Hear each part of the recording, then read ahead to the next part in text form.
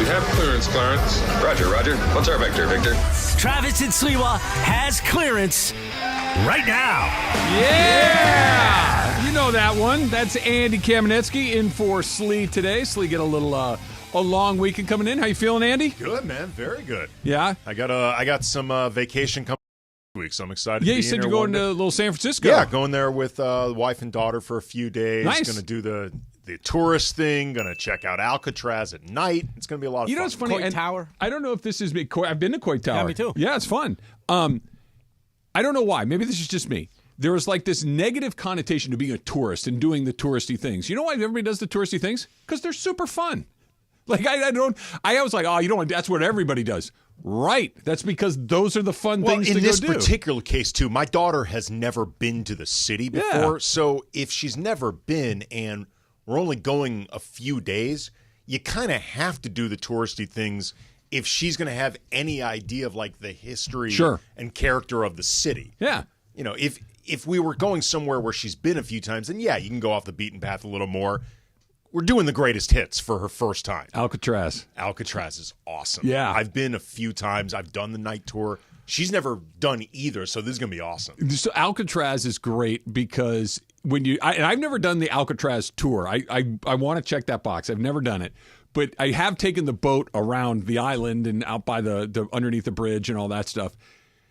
That's terrifying. Like just being on that boat near the island and kind of looking around in that channel of water, the entrance to San Francisco Bay is wildly treacherous. Like it's just so incredibly scary. No, it was an intimidating spot to get sent. Like you don't want to go there. Although this is what's interesting. Didn't bother Sean Connery. Rock. Dr. Stanley Goodspeed. It's like, come on, man. Dr. Goodspeed. Come on, man. I will not stand by and watch you disparage The Rock. I will say that I know he's been in some other stuff, but Ed Harris was never better than when he was the evil general trying to Ed Harris is nerve gas the city. Phenomenal in The Rock. But one of the things I've learned about Alcatraz, because I've always just been fascinated by prisons in general. Like I will watch basically any movie that is set in prison. Well, yeah. Go see Sing Sing, by the way. Oh, I've heard it's great. I really want to see that. Best movie of the year by far. I really want to see that. That's the one with the real prisoners, right? Yes. Yeah. And were you hesitated? What was the hesitation? It's more like it's a hesitation only because I think that it's a value sometimes. I went in not knowing that they were actually the prisoners. Okay. And so it's kind of a cool thing to like at the end realize that these are people who are either imprisoned or have been formerly imprisoned that are the actors in the movie. But yes, they have the real prisoners. Yeah, I've heard it's terrific. But one of the things I've learned about Alcatraz is because, it's on this isolated island, if you were a guard there, it's not like you're going back and forth for an easy commute. Like if you were there, you were often getting there out for lunch. you don't run to the drive-through. I'm gonna hit Subway. You want a foot-long cold cut combo?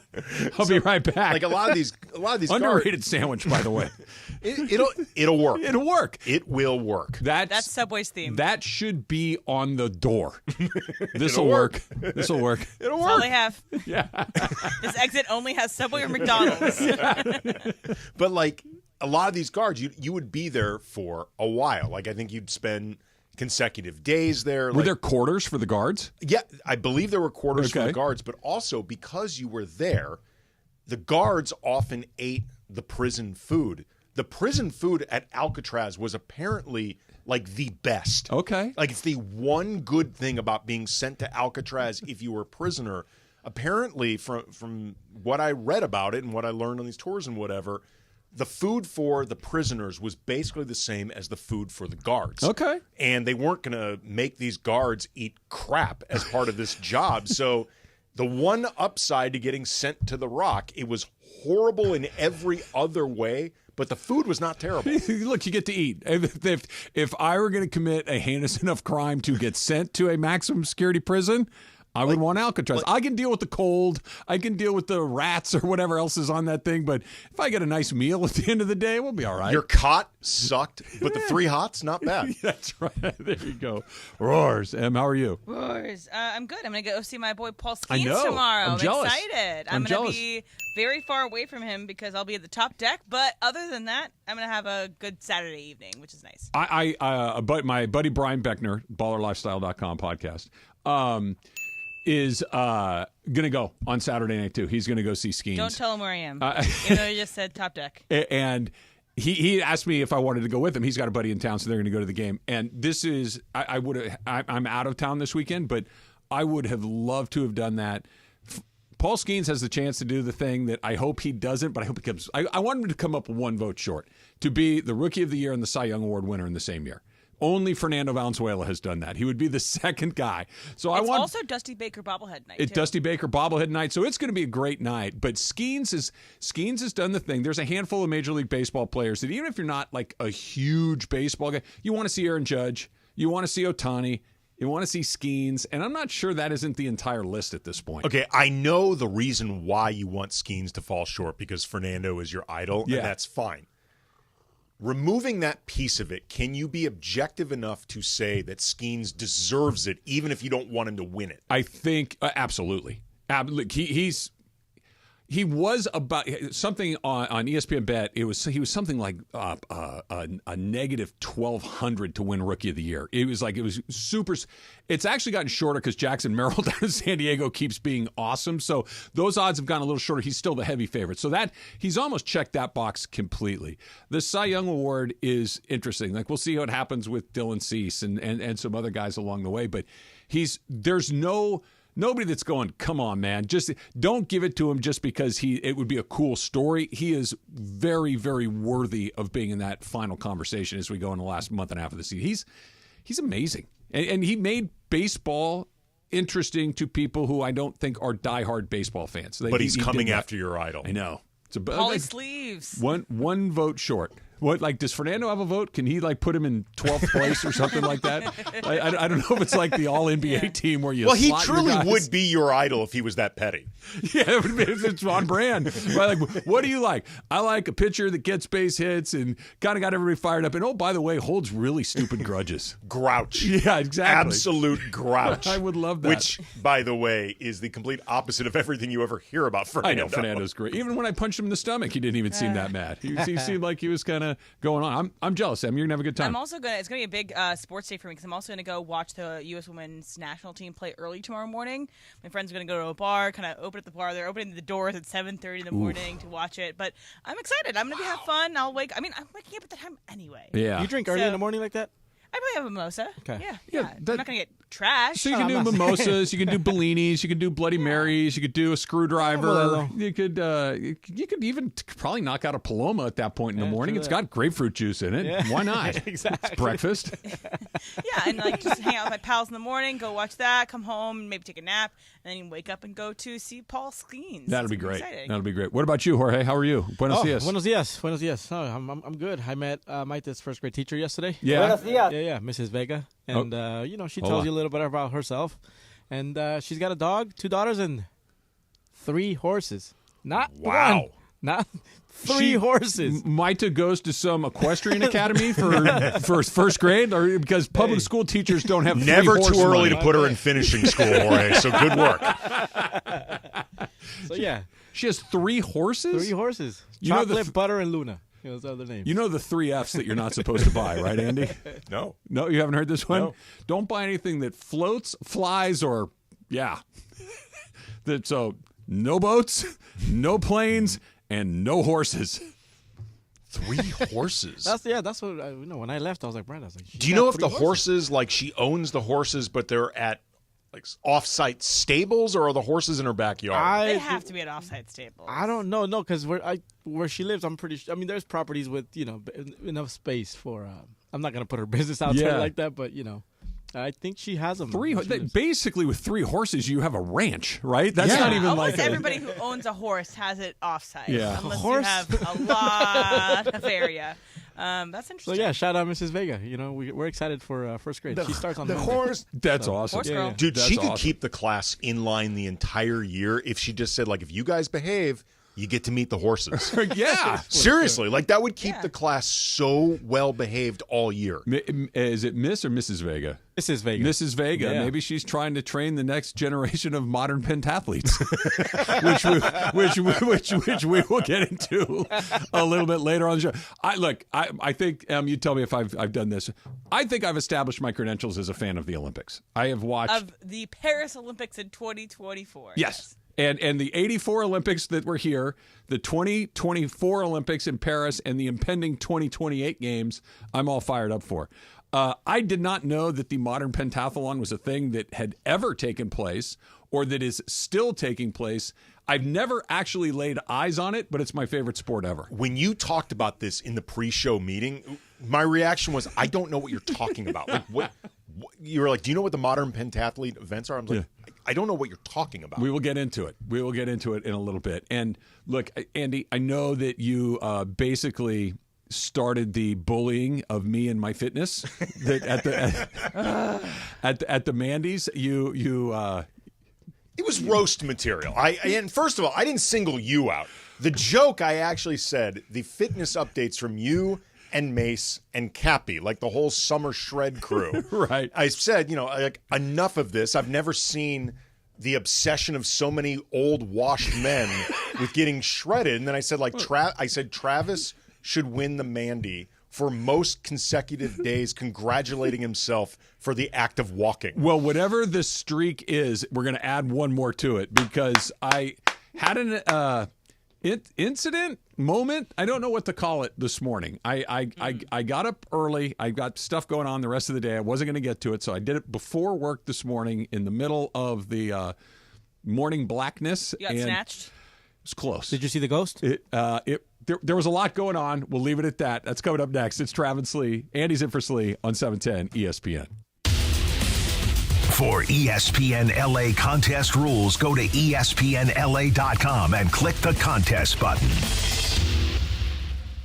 Hey guys, it's Cappy. Are you a healthy young man between the ages of 19 and 38 looking to make a difference in the world? Well, California Cryobank is seeking young men to join their team by becoming sperm donors. You can make up to $1,500 a month. If you're eligible to work in the U.S., you are eligible to apply. Make a meaningful contribution and earn some extra cash along the way by visiting spermbank.com. That's spermbank.com. Hey, ESPN LA listeners, it's John Ireland. You want to play golf with me and corporate Greg Bergman? You can, thanks to Terranea. If you listen to the show, you know Terranea is my favorite place in the world. It's like going to Hawaii without getting on a plane. Well, you can play golf with Bergman and I at the links at Terranea, and then we'll buy you lunch. Here's how you win. Send a video of your golf swing to @ESPN Los Angeles on Instagram or on Twitter. We'll take a look at your golf swing. If you impress us, you'll be playing golf at Terranea with me and Bergman, and then we'll buy you lunch. And you can eat, all you can drink. We don't care. We're not paying.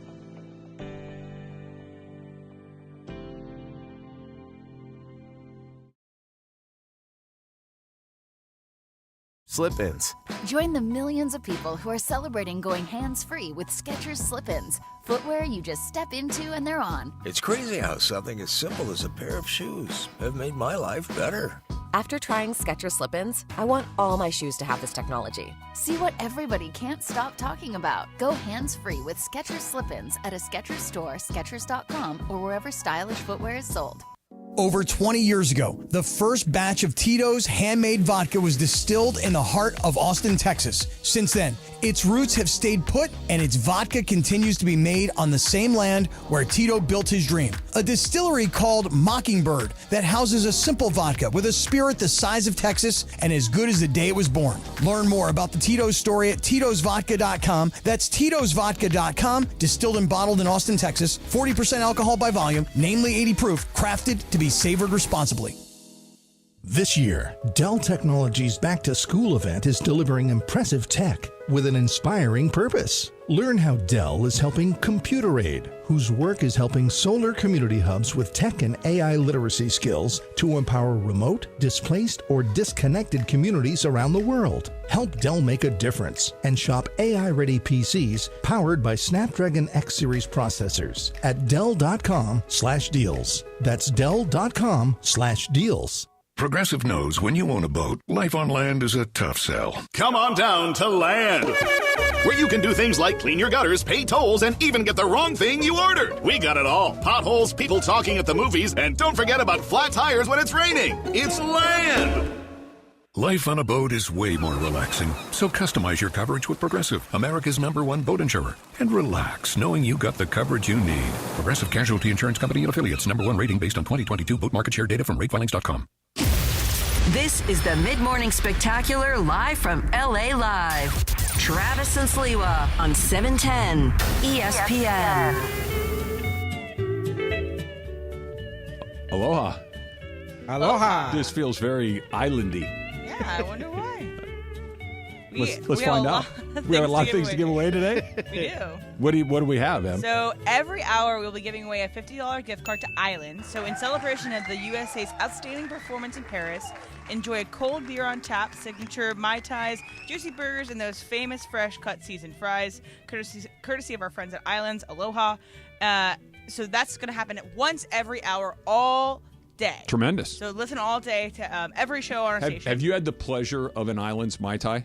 No. Oh. I'm not a mixed drinker. Get on it. Okay. Well, Emily, have you? I have, yeah. Yeah, it's fantastic. They do a righteous Mai Tai. I'm sure they do. Yes. I'm sure it's excellent. It is quite good. And then, also, in addition to that, one time today, we'll be giving away a spot in ESPN LA's Fantasy Football Draft Party at Holloway Park Casino on August 23rd, Friday, August 23rd. And you and 7 of your buddies can come and be a part of ESPN LA's Fantasy Football Draft Party. So, lots of things to give away today. Listen all day and just, have your phone on that speed dial. Got to pay attention. Got to listen all day, and you get Mai Tais and maybe some fantasy football if you play your cards right. So, I get up this morning about 5 minutes to 4. Okay, put on my shoes, just kind of. I'm going to go for it. Here, I'm going to go do my walk. It takes me about an hour and 20 minutes to do the little loop that I do, and to get here when I want to get here, all that stuff. So what's the total mileage on the loop? 5 and change. Okay, and so anyway, needless to say, it's by the time I'm on the street, it's 4:00 in the morning. Okay, there's nobody out there. There's no cars going by. It's just you're going, right? And it's the same loop I do every day. So I kind of know the surroundings, and I'm not too worried about anything. I don't have any headphones or anything on. I'm just kind of enjoying my walk, trying to wake up. And I'm about 2 miles into it. I've been walking for about a half an hour, give or take. And there's one part of the walk where I walk down a relatively long flight of stairs from the top of this hill down these stairs to this park where I turn and change direction. The stairs are not steep, but steep enough that in the middle of the night, I got to watch where I'm going. I need to make sure that I'm putting my feet where they're supposed to go. It's not just mindless walking down the stairs. It's steep enough and dark enough that I need to pay attention. Keep in mind, at this time, it's 4:30 at the latest. And I'm going down, and I'm looking at my feet, and I'm going down, and all of a sudden, I look up to see if, I'm where the next, there's a person 10 feet in front of me coming up the stairs who clearly is having the same thing that I'm doing, but has headphones on, so doesn't hear me coming. He's looking at the stairs to make sure he doesn't trip on them going up. We both screamed at each other. We both scared the living you-know-what. I literally went, ah! Because in the middle of the night, again, you're not expecting to see anybody there. It scared, and I yelled, and I think that scared we saw each other at roughly the same time. It was, and neither one of us said a thing. Oh, sorry. We both shouted at each other and kept going the opposite directions. Why are men in your area just so afraid of being snatched? Emily, it's 4:30 in the morning. It's dark. You're not expecting to run into anybody. And it's, again, it's one thing if I see you coming, I'm not scared of you. But if all of a sudden there's no person and then a person just appears out of nowhere, it scared the out of me. I shouted at and it wasn't, it was, it was way more high pitched than I would have liked. Did I tell you about the time I had a similar experience as far as startling somebody in the dark? There's a movie theater that has since been shut down. It's largely, I think, now used for like, I don't know, TED Talks or the like stuff like that. You like rent it out if you want like an audience venue for whatever. But it used to be on La Brea, this theater they'd show one screening. It was like one of those massive screens, one theater. Everyone sits in the same place. I was going to see this movie. It's a Danny Boyle movie called A Life Less Ordinary. Totally tanked. Like this movie did terrible. And this matters just because I will eventually talk about how the theater was empty. Okay. I saw it opening day, like a noon showing, because I was excited because this was the follow-up movie to Trainspotting. Right. So I'm all psyched to be there. You love Trainspotting. I love Trainspotting. So I get there, and I was running late. So the coming attractions had already started. The theater's dark. Who shows up to a movie late, Emily? Who would ever do such a thing? Yeah, they should not be allowed in the theater. Well, this was before the days. Now they get more strict about this stuff. You have assigned seating. Back in the day, free range. They just let us run all over the place. I just sit down in the back. Like, it's dark. I just wanted to sit down. And all of a sudden, I hear this, "What are you doing?" I did not notice there was this old lady in the seat next to me, and this is an almost empty theater. It's a huge, that's amazing, nearly empty theater, and I end up happening to sit down, not even with one seat separating us, right next to her. And she goes, "What are you doing?" I go, ma'am, I'm sorry. I didn't see that you were there." She's like, "Why would you sit down right next to me?" I said, "Ma'am, I'm sorry. I did not see that you were there. I'll get up. I apologize." And she's like, "Well, I just don't understand why you would sit down next to me. I said, "Ma'am, I did not see you. I'm sorry. I will move." And she keeps berating me. And finally, I just said, "You know what? I'm not going to move. I'm sitting right here. I'm sitting right here." And she goes, "No, you're not." I said, "Yes, I am." And she goes, "I'm going to go get an usher." I said, "Go get an usher." Go ahead. So she goes and gets this usher. I'm serious. There are like maybe 5 people in this entire giant theater. And the usher comes over and he's like, "Well, ma'am, he can sit here if he wants to." I'm pretty sure she left. I think she got her money back and left. I won. You did win. I won. You did win. I would think, though, that the one mistake she made was aggressively coming at you multiple times. Like the initial, "Hey, what are you doing?" is completely reasonable. Yeah. Well, I think, look, she was old and I think quite possibly confused. I'm not even sure she knew what movie she was seeing. Like, I mean, frankly, it's kind of strange that this old woman was seeing this particular movie. Like, she was not the demo. I don't even know for sure if she knew where she was. But nonetheless. I love watching that happen. I hate having that happen. Yeah. That is tremendous. May happen to me tomorrow, for all I know. Well, maybe your friend will just show up at the Dodger game unexpectedly, which we'll get to that coming up in just a little bit. I'm going to be a broken record for a second. I've said this at least the last 2 seasons, and certainly a few times last season during the NBA season. I understand that not everybody is a huge fan of LeBron James and that Laker fans, for the most part, have conflicting feelings about him. They understand and appreciate, but there's also this weird, you're not really one of us things that's kind of going on for a group of Laker fans. It is in a lot of ways a marriage of convenience, Yes. whether you're talking about between LeBron and the Lakers, or I think the Laker fan base and LeBron. I think that's exactly right. Did everybody see what happened yesterday? Has everybody been paying attention to what has been happening in this Olympic tournament and the run-up to the Olympic tournament? LeBron James is still the best player on that team. LeBron James, if the Americans win the gold medal match tomorrow, which they're very likely to do, and unless LeBron does something catastrophically horrible, which is highly unlikely, he's going to win the MVP of this Olympic tournament. He's 40. He's been in the NBA 22 seasons. To have a person at the Olympics that's a ceremonial on a team sport like basketball, like, hey, this is his 4th Olympics. Just put him on the team. Maybe he'll play a couple of minutes, come out. Quite frankly, Larry Bird on the 92 Dream Team was a shadow of the best version of Larry Bird. He was hurt. He was dealing with some stuff, and he could still go a little bit, but he wasn't prime Larry Bird. The expectation would be, in a lot of ways by now, LeBron would be the equivalent of Melo, who is there in the audience as a spokesperson for past Team USA success. He's going to win the MVP. Just how you feel about him personally, how you feel about him politically, how you feel about him beating your favorite team or joining your favorite team. He's a 40-year-old man in basketball in a tournament with the very best players. He's the best guy. He's the guy you turn to when he late in that game last night, right? When they're coming back against Serbia. He did the thing that, for my money, Andy, is the single most unstoppable thing that I've seen as a sports fan over the last 40-plus years. When LeBron James says, I'm going to the basket, he's going to the basket. That's it. He's going. Pretty much. You've got 4 things can happen. 3 of them are bad for you. The only good option is maybe he'll miss. He doesn't miss very often, not from there.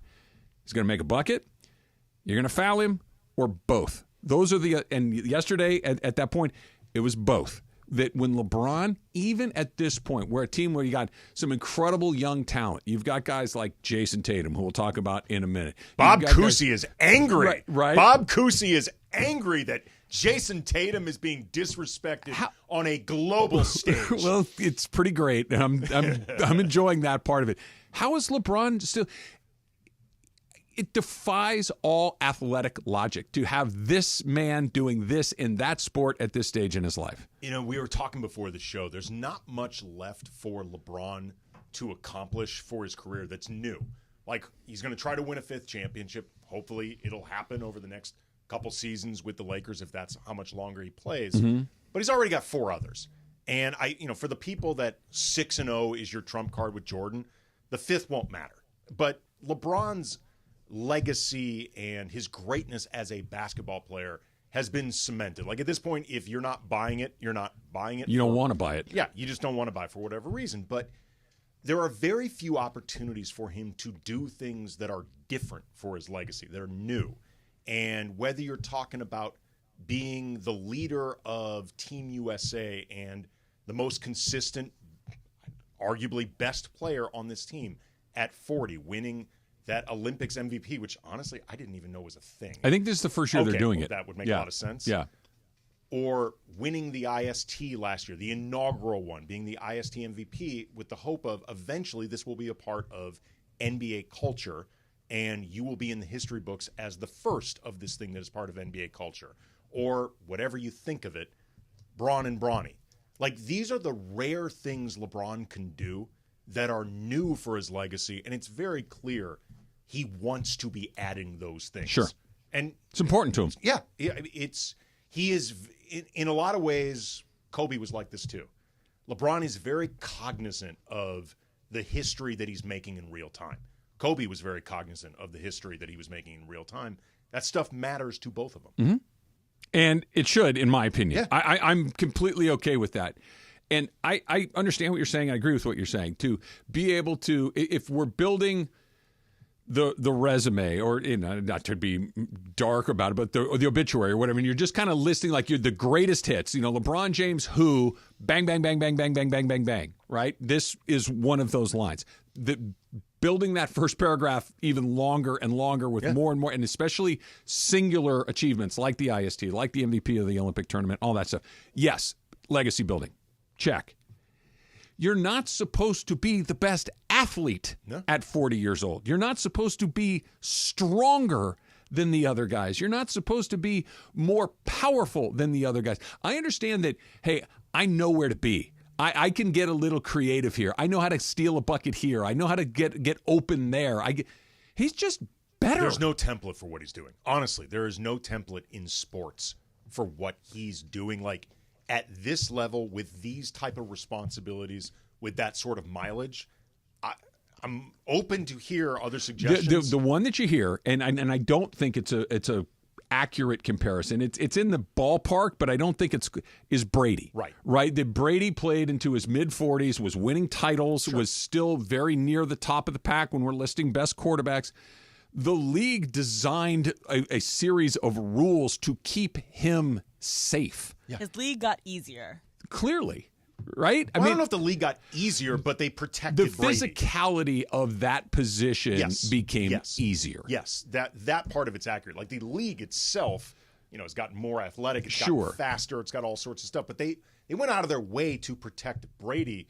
LeBron could get more calls than he gets. Like LeBron is not protected. Just soak it in.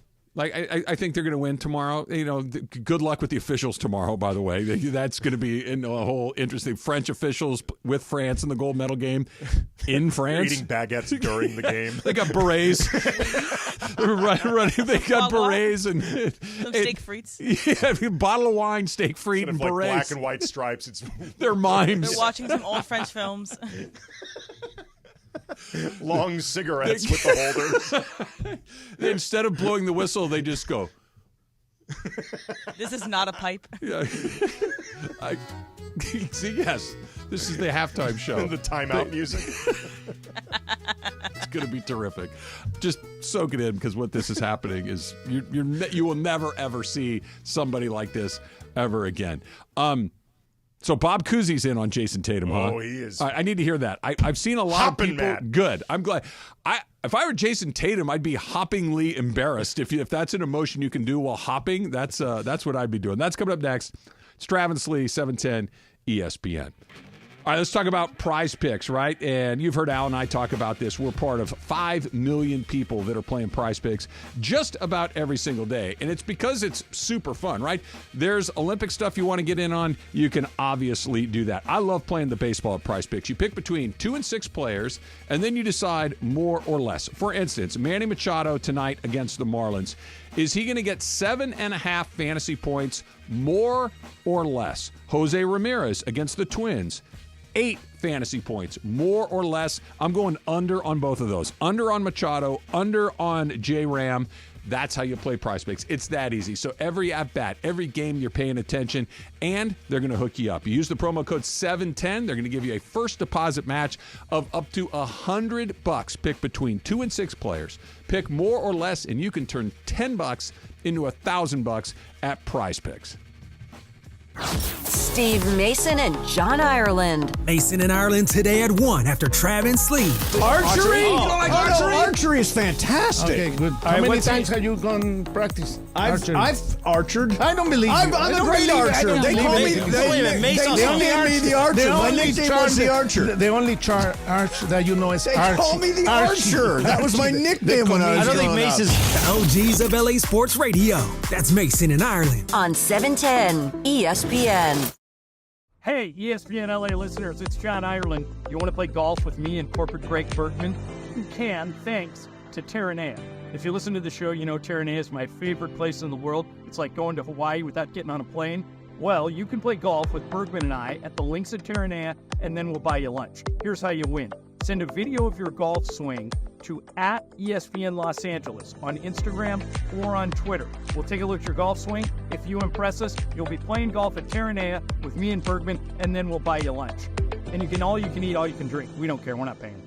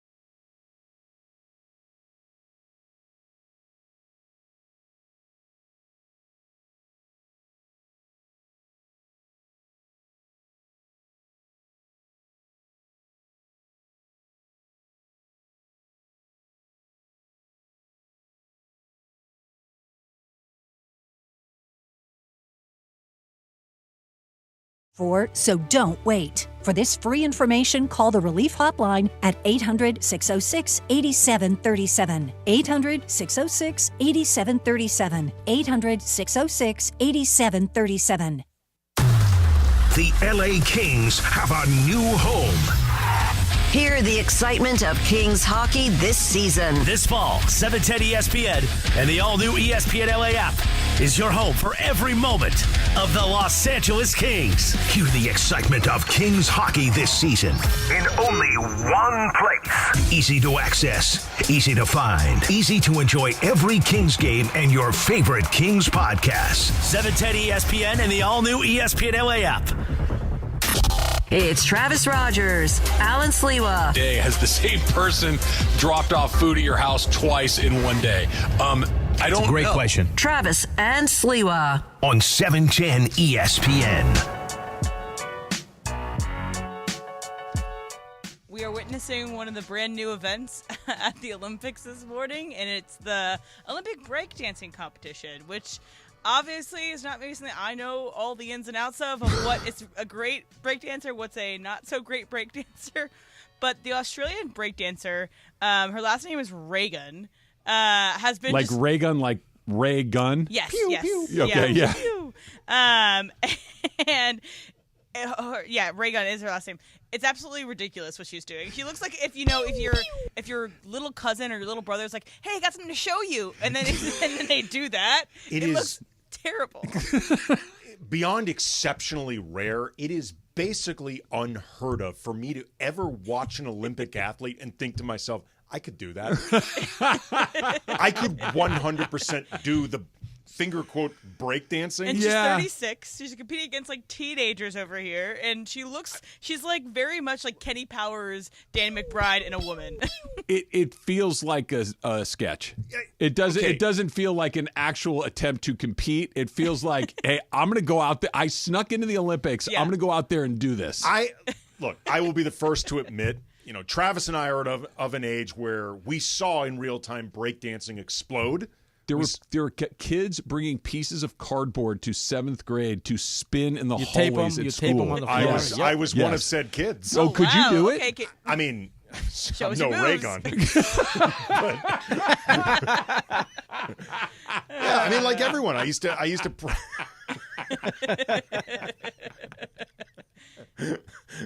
No, you're much better. Yeah, like all kids. I used to practice the moves. I used to do all sorts of stuff. Look. Could do the. Could you pop and lock? Popping and locking was never my specialty. The windmill. Can you do the windmill? I could do a mean worm. Okay. Oh, I could elevate. I could get up when I did the worm. All right, nice. Maybe breakdancing has evolved since the 80s. Like it's taken on a different feel. Yeah. But what I watched Raygun do, that ain't breakdancing, baby. Okay, so I've watched. I don't know what that is. I haven't watched any of the breaking competition. Right? I think it started today or yesterday or whatever it is. Yeah. But I've seen like the lead up to it. Like, hey, one of the new events in the games this year is breaking, and they have shown you all these competitors are going to be there. They're basically gymnasts. They're doing these incredibly athletic moves where feats of strength that are really, truly remarkable. Yeah. Not her. No. She got on her side and touched her toes. Like that was the big closing move. No, I mean what she's doing. Honestly, I watched it and said, "You give me like 30 minutes just to learn her routine. I feel like I could do it." And she's like touching her nose, like, "Oh yeah, I'm gonna get she was selling it. Like she was out there. This wasn't a like wink, wink, nudge, nudge. I know what I'm doing is not what they're doing, but we're all gonna get a big laugh out of it. She's probably sitting there going, "I think I got a medal. I nailed it." Yeah, I nailed it. She does the sprinkler or something. It's like when Slee does the robot. It was about at that level. It was like a fantasy football punishment to go out there and sell it as if you're an Olympian and then do it on the biggest stage. Yeah, shout out Raygun, my new favorite Olympian. Hey, look, fearless. To go out there knowing that you are going to do something that none of the other ones have in them, pretty well done. All right, so yesterday, the U.S. beats Serbia in the semifinal. They advanced to the gold medal match to take on France. And Jason Tatum was one of 2 American players that got a DNP CD. Tyrese Halliburton is the other. You enjoying her performance? Would you like to do color commentary on her performance as you watch it? No. You sure? It doesn't work for the viewers and the listener. If you really, well, I thought Emily did a good job of saying she touched her toes on her side. Honestly, that was as her closing move. It really that doesn't was pretty work good. except for the four of us. We're the only people who will get what we're talking I don't know. about. She could be taking the world by storm.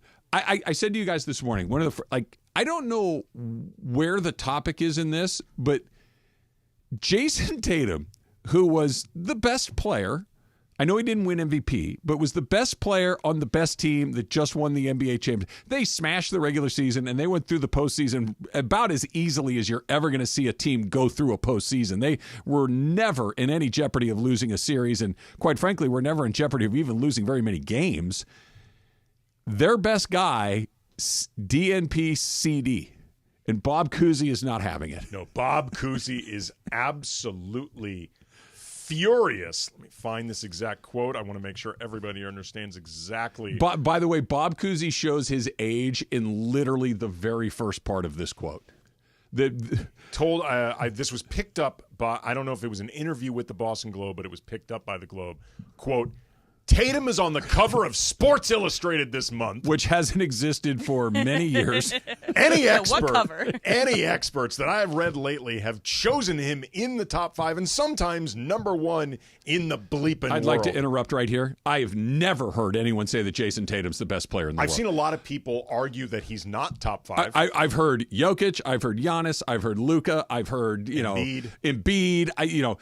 Throw LeBron in there. Curry, Shea. Like, there are plenty of choices for number 1. Tatum's name is never mentioned. Actually, where Tatum is largely talked about in the top 5 conversation is that he's not a top 5 guy despite being in the top number 5 1 guy on the number 1 team. Sorry, I interrupted. Now Kerr is telling the world that he doesn't agree. In a 40-minute game, you can't find 5 minutes to play somebody on the team without hurting yourself. When Kerr did it last week, he was in no danger of losing the game. But in this case, they got down by 17 points, and he's got to worry about losing the game. And then to not let Tatum get off the bench, to me, there's got to be some kind of bias that he's got against the Celtics. So Derek White and Drew Holiday don't play for the Celtics anymore? Because they played. They play a lot. Yeah, I mean, Drew starts. They played. A lot of minutes. Yeah, they played an important part of the game. Those guys, although Derek White made that foul, he didn't see the court again after that. Derek White did not play many minutes in this game, but No. he's played a lot. But here's the thing, though. Steve Kerr will accept a Celtic as long as it's a Celtic that knows his place. Like Drew Holiday and Derek White, they don't demand the They're ball. role players. They're role players. They're happy just to scrap hard and play defense. You know how we know this? Not only is he sitting Jason Tatum, he didn't bring in Jaylen Brown. That's Remember right. the controversy that he did. I thought that was Nike. I thought that was Nike that wouldn't let Jaylen Brown play. Kerr. Yeah, it was Steve Kerr using Nike as a meat shield. You know what I love? Never mind the obvious inaccuracy of the fact that there are 2 Celtics that play a lot. Yes. Just bat that aside for a second. What Cousy is suggesting, I know Spoelstra's on the staff, and that Kerr and Spoelstra and the rest of the guys say, hey, come down to my room later tonight. I want to run something by you. You know what we should do? Let's blank with the Celtics. Let's not play Jason Tatum. That is our operating directive to start every game is let's mess with Jason Tatum and the Celtics. Well, who is Kerr discussing this with? He's discussing it with Eric Spoelstra, Sure. Coach of the Miami Heat, Ooh, who's yeah. had plenty of bad beef with the Celtics. With Ty Lue, former Laker, Oh, yeah. hates the Celtics. Sure. It's in his blood. Sure. Mark Few. Mark no connection. Are the Celtics in the WCC? Is there a West Coast conference I don't think bias? a single guy from Gonzaga has ever played for the Celtics. Yeah. And they've all refused to get drafted by the Celtics. They're the craziest. But look, we'll put a pin in this. We'll come back. We'll do this at 11 o'clock coming up in just a little bit because we got Ask Andy coming up next. But if you look at who is playing, it's pretty easy to figure out why Jason Tatum is not playing. It's not super, super complicated. Could you find a way to play Tatum? Sure. Like, Jason Tatum is obviously a great player. It's why he was chosen for this roster in the first place. Could you play him? Yes. I think I know why they took him. They took him just so they could DNP him. Oh, this was all long game. Right. This was all part of the long game. You know what we'll do? Come on in here. Hey, you're an important part of what we're doing. Watch this. I mean, it's my understanding that Steve Kerr has already lobbied where Tatum and Halliburton don't actually get medals. Like if they win, those there's only room for 10 guys on the podium. Sorry. Well, they only made 10 medals. Yeah. We're going to draw straws. It's the anti-Micah Ruzioni, where he invited everybody up. They're going to invite everybody but players, them. though, they are going to get medals. Yeah, DNP did not Cooper podium. Flag gets a medal. Cooper Flag. Hey, come on in here, kid. You get one. All right, Ask AK is coming up next. It's Travis Lee, 710 ESPN. And since we're talking about the games, 877-710-ESPN. That phone number, 877-710-3776. In celebration of Team US's outstanding performance in Paris, caller number 7 at that number, 877-710-ESPN. You will win a $50 Islands gift card. You can enjoy an ice-cold beer on tap, a signature Mai Tai, juicy burgers, and those famous fresh-cut seasoned fries, courtesy of our friends at Islands. Islands, your local paradise awaits. Ask Andy coming up next. The most followed sports radio station in America. 710 ESPN. At ESPN Los Angeles on Instagram, Facebook, Twitter, YouTube, TikTok, and Twitch. LA's mega sports station. 710 ESPN. Hey everybody, Alan Sliwa here. Join the club at Pechanga Resort Casino. New club members who sign up receive a $25 resort credit, as well as a chance to win a $100 bonus credit. Enjoy perks like earning club dollars with every bet, invitations to exclusive promotions and events, and much more. Visit the club at Pechanga to sign up and start receiving benefits right away. Your perfect entertainment, resort, and casino accommodation is always available at Pechanga. Voted the best Southern California casino. Hey, it's Travis. And Slee. By now you have heard about our good friends at the law office of Joseph S. Normand. When my son Bobby was in an accident, we called Joe and he hit it out of the park. That's why I trust Joe. No insurance company is ever on your side. Anything you say to them can and will be used against you. Joe and his team will treat you like family, get you the medical attention you need, and the max compensation you deserve. Call 213-747-2000. That's 213-747-2000 or visit normandlegal.com. The law office of Joseph S. Normand. Just as every point matters, every detail counts in our meticulously crafted vehicles. Experience luxury at the top of its game.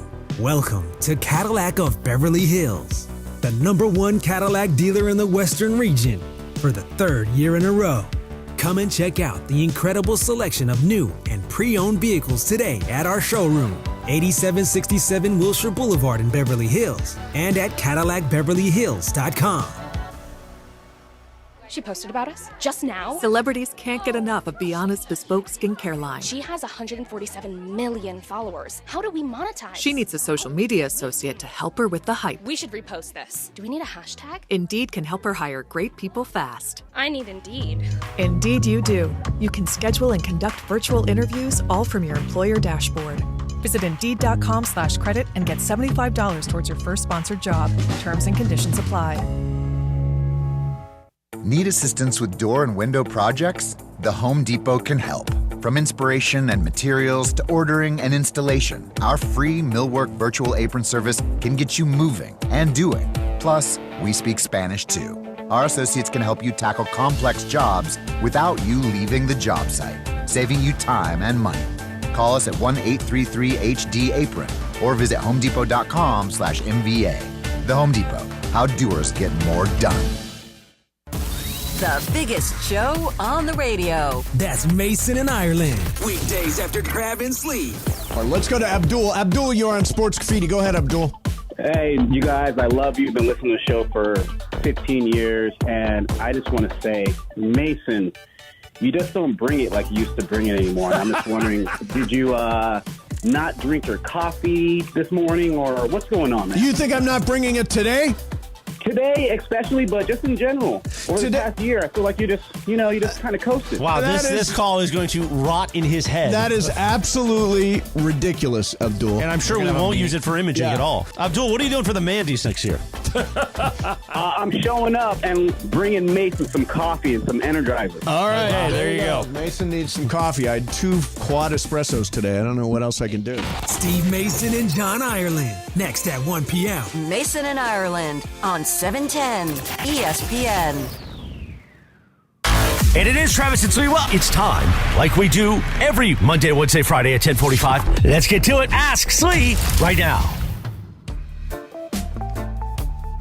All right. Aloha, 877-710 ESPN. That's the number if you want to ask Andy and ask Andy And on it's the also phone. the number for more Islands gift cards throughout the day and for your chance at fantasy football draft party at Hollywood Park Casino on August 23rd. 1 Islands gift card per hour, yes? Correct. We had Mark Schwendeman, who just won Good job, last Mark. time. So enjoy your gift card, Mark. And Mai Tai, seasoned fries, cold beer. Really, North Shore tacos, just throwing that out there. Those are unbelievably good as well. All right, Andy, here we go. Cap from Whittier writes, would you have a better chance escaping from Michael Myers, Hannibal Lecter, Freddy Krueger, or Leatherface? I would think Hannibal Lecter. He is typically behind bars on that long chair in a straight jacket, the like hand truck, the for dolly. For the most part, if people just act responsibly around Hannibal Lecter, he's the guy that's contained. And he's an older man. He's an older man. You could run away from him. He tends to pick very specific victims. So I feel like as long as you just stay in his relatively good graces, you're fine. Yeah, unless you're Dr. Chilton, you're probably okay. Right? But like Jason feels pretty indiscriminate Yes. in his victims. Leatherface and the lot. It doesn't seem like they have any discernment about who they go after. No, I think you picked the right guy. Lecter is the right call there. M. All right, this one is from Anthony Gates. He asks, does AK still turn his head and put his arm over the love this seat one. when he is backing into a parking spot? You this guy, Andy? Yes, I am. Even though, I've got the car with the rear view camera, all that. Once you've developed the habit of looking back, your body automatically tells you to look back, even though I know that the camera is a more effective way of doing this. It's safer. It picks up more visual. It can look both ways at the same time. Like, I understand all of that, but I had been driving for decades before that technology existed. It feels safer to be looking back, even though I know I'm doing the less safe thing. Okay, I would like to, I've said this before, I think that the rear view camera on your dashboard might be the best invention of the 21st century. Yes. It's to park your car. Parallel parking is infinitely easier. Mm-hmm. You don't have those near like the grocery store where you nearly run over the old lady who's in the middle of the aisle. Like it is a game changer. You can get way more accurate with actually how much space you have with the car behind you. So, like, again, before I had my car that I have now, I still was parallel parking, and I was still pretty good at parallel parking. But now, any space, I know exactly the space I can fit in, and I zoop, zoop. Doesn't beat the old eye test, Em. I like those ones where you're like, you got plenty of room. They're like, no, I don't think I do. I'm like, I'm standing. You got 8 feet. You're good to go. No, I can't see it. Jorge. By the way, with the 4x100 meter men, in the final for Team USA, they ended up dropping the baton. Oof. They botched the handoff. The pass. So I don't think they dropped it. They just the relay. Did they out of the lane? I don't know. If just there's texted me this, but I don't know what there's happened. a lane that you had the baton has to be passed within a certain lane. If it's passed outside of the lane, I don't think they were eliminated. They were not DNF or whatever. They just had a bad pass. Did poorly. What do you got, Jorge? All right, this is Jorge in LA Live. So this morning I saw somebody in the freeway doing something that I don't think was right. And when I say somebody, it must have been a homeless person doing something on the freeway. Travis saw a fire earlier this week. Yeah, When was the Monday. last time you called or were tempted to call the police to report something that you didn't think was... You know what's funny? Actually, they're on 3rd Street, if you're like going south, like through Chinatown, you can eventually get to this tunnel that I believe it's 3rd Street. It'll take you through downtown. You go west. Yeah. I remember years ago, I was taking my daughter back from her gymnastics. They used to be in Frogtown. And we would leave Frogtown and we would go through Chinatown. We would like get off the 110 because she used to love driving through there. And she used to like when she was a little kid driving through the tunnel. we saw a fire inside that tunnel. Like there was nowhere to go. We were already in there. But on the side, there was something on fire. And she got really mad because she wanted to call 911. Like she wanted to have us do it. And as I started to do it, all of a sudden a fire truck came in. Oh, okay. And she started crying. She was really upset because she wanted to be the one to report it. Yeah, there was a huge fire on Olympic here where the 110 goes over. I mean, not just like a fire was burning. Okay. And there's two guys out by the hotel over here that are looking at it. I'm looking at it. No fire trucks to be found. And I'm like, I probably should have called somebody. You know what? Right I just remembered. Maybe a month ago, there was a guy, I suspect he was a homeless man as well, who actually was across the street from us lighting things on fire in the curb. So we ended up obviously calling the police and the fire department. Like it was in no danger, I think, of getting completely out of control, but kind of needed him to stop doing this. By the way, guys, big things happening right now in the gold medal match for men's soccer. So Spain was up 3-1 with 30 minutes left? Yeah. France just tied the game with a PK 3-3 in stoppage time. So now it's tied 3-3 in the 92nd minute of the match. Thierry Henry, I believe, leading France as the coach, as the manager. But yeah, exciting stuff happening in the gold medal match for men's soccer. Help me out here. I know that the women, we send our best, but So the men's is different, right? Right now, it's like kind of just step below the guys that were playing under the Euros. 23, I believe. Yeah, under 23. Yeah, but like you said, Jorge, wasn't there a couple guys that might have been playing? But you take you can take most of your under 23. You can take up to 3 guys that are like the veteran guys. So it's not. So Mbappe is not playing. Mbappe's right. But it's still not scrubs. All right, I got one more for you here. Jacob writes, what one habit or activity from your daily life would you like to get rid of? Habit or activity that I would like Something to that you get. do that you're just like, would really rather not. I mean, just generally be awesome to be independently wealthy and never have to work. That'd be brilliant. That's not a habit, right? I guess it's an activity. As far as habits, like bad habit, Like you scroll too much on Twitter. You eat too late in the evening. Or something. for like 30, not longer than that. I've always been a nail biter.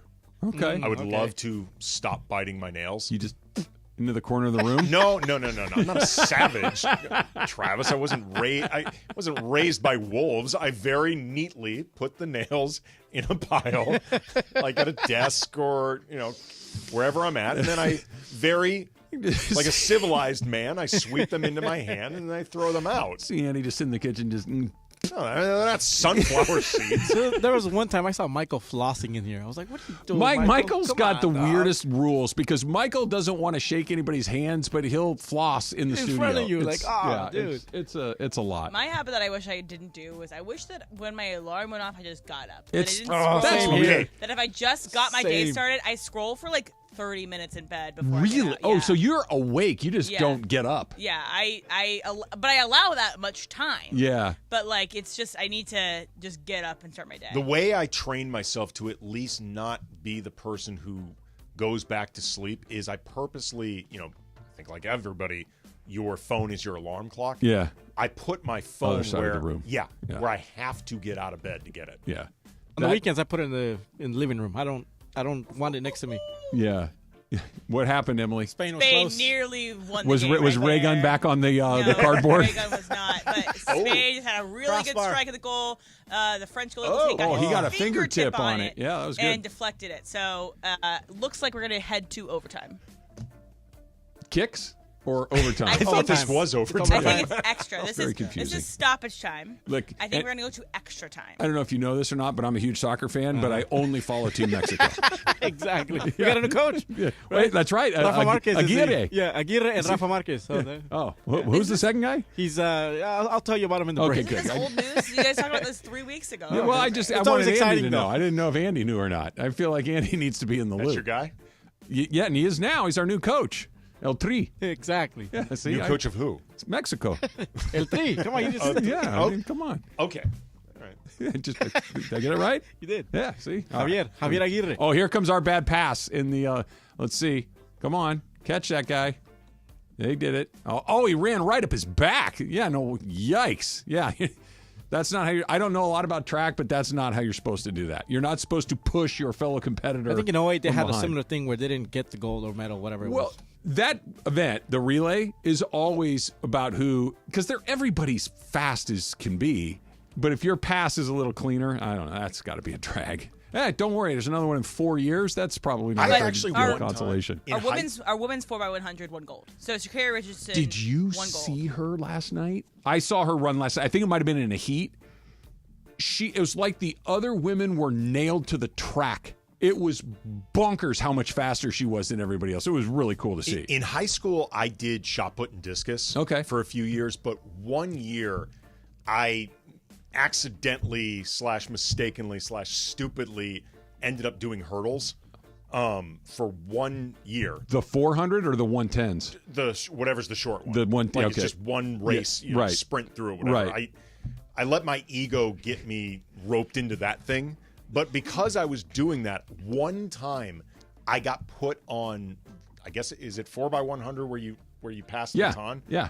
Doing the baton exchange is nerve-wracking. Very. Like, it is maybe the scariest thing I've ever attempted to do in sports. You can't make it up. No. Like, you miss a shot in a basketball game, you're going to get a bunch. You botch the pass, that's it. Like, thankfully, both of my exchanges were clean enough, but I mean, I was terrified doing this. I want to talk to you about something that I saw. By the way, I have maybe dipped my toe officially into I scroll the Instagram reels way too much. I've found something that I think, Andy, you can appreciate. That's coming up next. It's Travis Lee, 710 ESPN. One of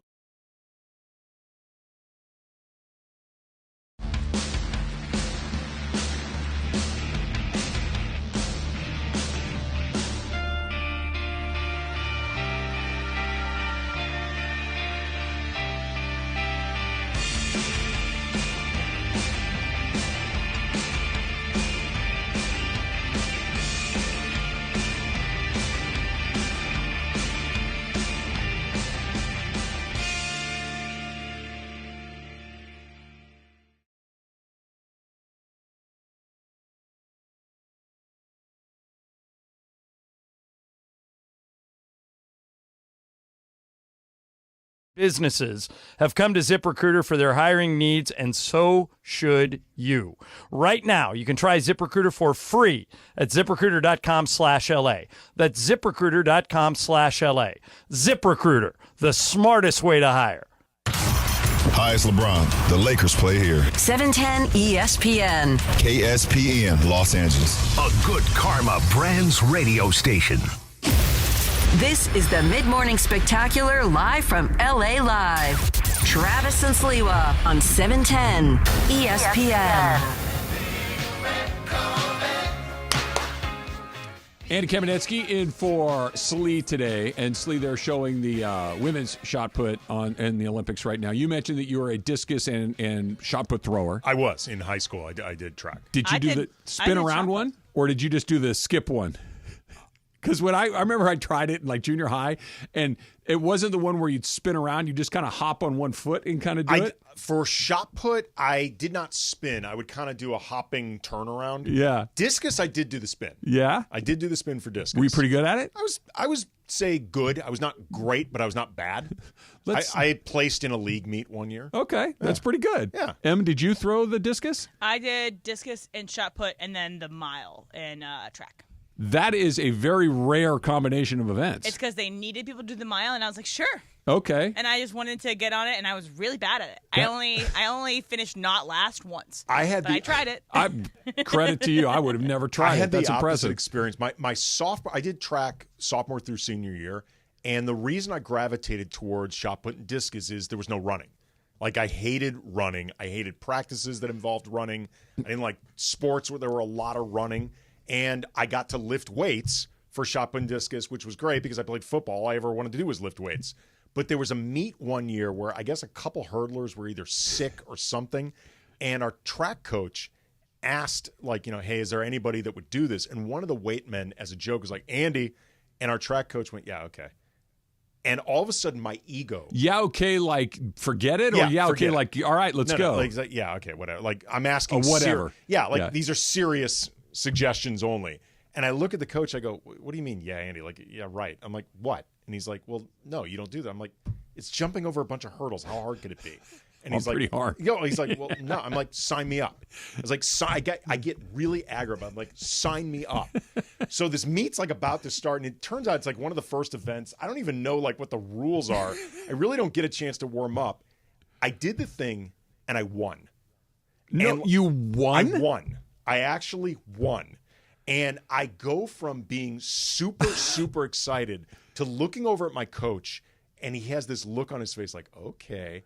And I'm like, oh, my God, you're an idiot. I'm like, you had this perfect setup where the weightmen are basically self-coached. There's no running to all of a sudden this guy's going to start putting you through the ringer, which he did. I had to start doing hard practices. This is where you do the Jerry Seinfeld. I choose not to run. Yeah. Well, I convinced him going to my junior year that I was being spread a little too thin, and I thought the best way to really maximize my talents was to focus on shot put. I'm taking my talents to the shot put pit. Yes. But I mean, like, I looked over, I'm like, oh my God, you're an idiot. Emily, there has to be a very short list of people that did the throwing and the mile. That I think Emily was the list. Those two circles do not cross. No. That's super impressive. Yeah. Well, not really. I didn't do it well. But you did it. That's my point. Like, put it to you this way: the milers aren't trying to throw that discus or the put, and the throwers aren't trying to run the mile. I'll put it a different way. You know, my ego got in the way for 110 hurdles. If the coach had been calling for milers and someone said my name, out. And he mocked me, I'd been like, yeah, you're damn right, I can't do it. Yeah, my friend Madison was really good at it, and she's like this tiny little thing, like played soccer with me, and she nearly lapped me one time. Well, sure. But yes, I tried, and then I realized that was not my calling. So, did you get a chance to lesson see? Here, never try. Never try. Never try, never fail. That's right. No matter how good you are at something, there'll always be somebody that's a little bit better. The lesson is never try. I'm flipping through Instagram last night, and the algorithm has we've got it down to golf cart crashes, funny golf videos, and apparently NFL violence from the 1970s. So last night I was fed a video, which was the opening sequence of the CBS pregame show, the NFL Today, from 1977. Brent Musburger, Irv Cross, Phyllis George, I want to say that was the first ever football pregame show. They kind of invented the format, I think. The video's maybe a minute long, and it's just a series of plays of things that would probably get you kicked out of the NFL for life if you did one of them right now. Roger Staubach, Hall of Fame quarterback, literally gets his throat stomped in one of these things. There were multiple hits where the helmet goes flying off, and not only you're like, oh, that guy's badly hurt, you're like, that guy might be dead. Like multiple of those. There's one where somebody gets bent backwards at an angle that's just completely mind-bending. There's another one where a guy gets picked up and spiked on his head like a wrestler. This was in the opening the opening credits. Like, these are the ones they picked to run all season long. Like, I know that the NFL has come a long way in trying to reduce all these things. It wasn't that long ago where these plays that would literally get you suspended, if not banned from the league or arrested by the local authorities, that was the pregame show. Well, I mean, you and I have worked with Keyshawn. We've worked with DeMarco. Marcellus. We've worked with Marcellus. We've worked with Kirk Morrison. Eric Davis. Like, we have heard stories about what goes on in the pile. Like, what goes on in the pile is like stuff out of the prison show Oz. Like, it's really bad things. It's bad stuff. Yes. So, they put, well, you're not allowed to hit the quarterback like this. You're not allowed to throw this block. You're not allowed to hit somebody high. And as these rules are getting put in there, you're like, you're ruining the league. The league, why not just put flags on these guys? And then you watch, you're like, how was that ever okay? Like, how was there ever a time where you could hit a wide receiver over the middle as hard as you can in the head And not only was it not a penalty, it's like, cut that for the open. Okay. Like, it's insane. It's not that long ago that our very network, ESPN, I mean, this is in the 2000s, would have that segment, remember, Jacked Up, where it was just the hardest hits possible, where you're watching this going, oh, is he alive? I'm genuinely surprised the NFL hasn't. You know, like there's some movies from yesteryear, shall we say. They get scrubbed. That just, you can't find them.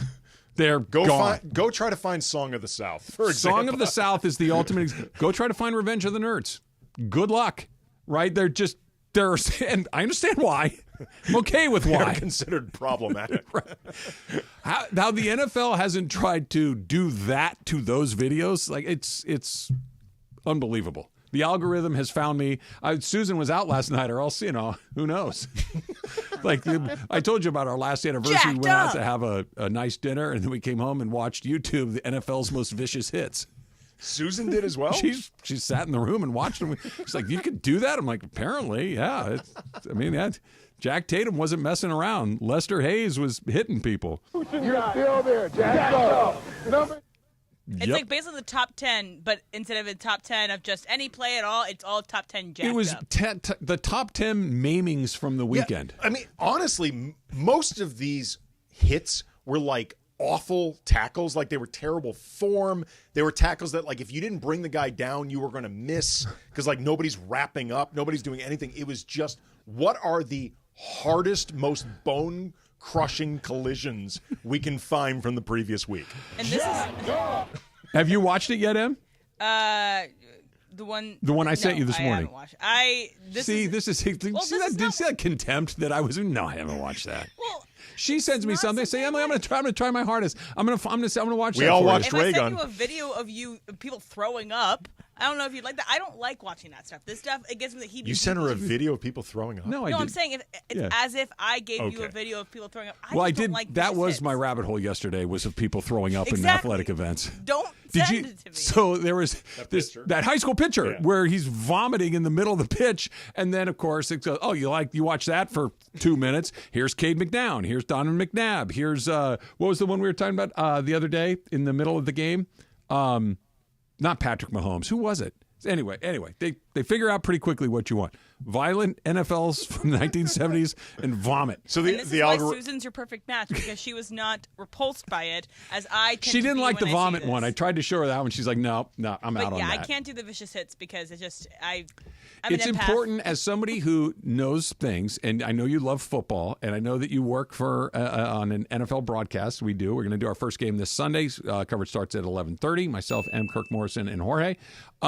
That you know that what the league was to what it is now. You need to just kind of experience the entire rainbow that the NFL has to offer. Watching this right now, I mean, this is criminal stuff. It's the face mask. I can't say this isn't like a supercut of the worst things that have ever happened in the NFL. This was the opening of CBS's pregame show. You see the control room. That's cool. It's very cool. Yeah, all those reel-to-reel tapes and all. Yeah, we're selling the game. No, this is. Hey, you want to see something that might stick with you for the rest of your life? Stand Come by on me. in. You want to see a dead body? Yeah, that's what they were doing. Boys in the Hood, right? All right, back to the modern NFL. Sean McVay did a thing in an interview that I think speaks exactly to why he might be the best in the business. That's coming up next. It's Travis Lee, 710 ESPN. And coming up around 11:30 this morning, it is time for Factor Cap with producer Emily, presented by our new partner here on the Travis and Sliwa Show, the law offices. Hey, ESPN LA listeners, it's John Ireland. You want to play golf with me and corporate Drake Bergman? You can, thanks to Terranea. If you listen to the show, you know Terranea is my favorite place in the world. It's like going to Hawaii without getting on a plane. Well, you can play golf with Bergman and I at the links at Terranea, and then we'll buy you lunch. Here's how you win. Send a video of your golf swing to @ESPN Los Angeles on Instagram or on Twitter. We'll take a look at your golf swing. If you impress us, you'll be playing golf at Terranea with me and Bergman, and then we'll buy you lunch. And you can eat, all you can drink. We don't care. We're not paying.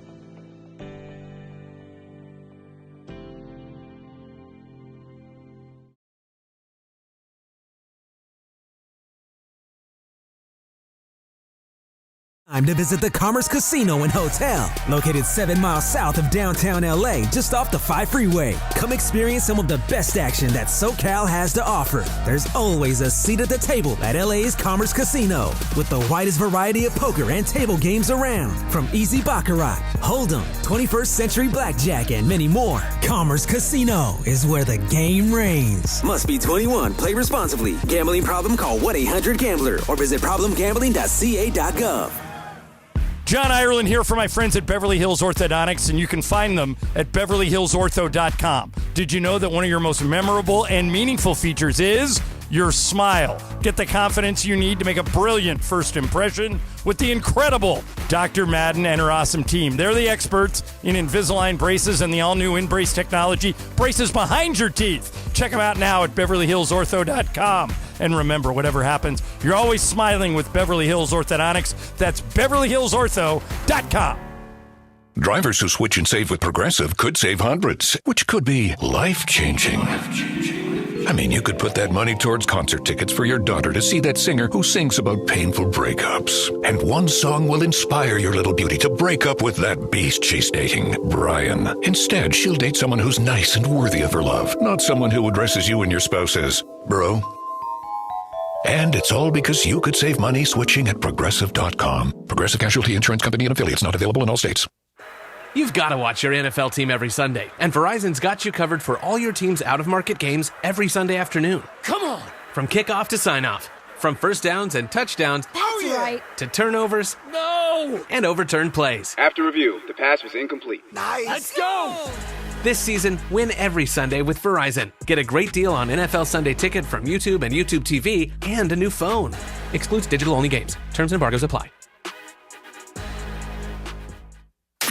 It's Travis Rogers, Alan Sliwa. Day has the same person dropped off food at your house twice in one day.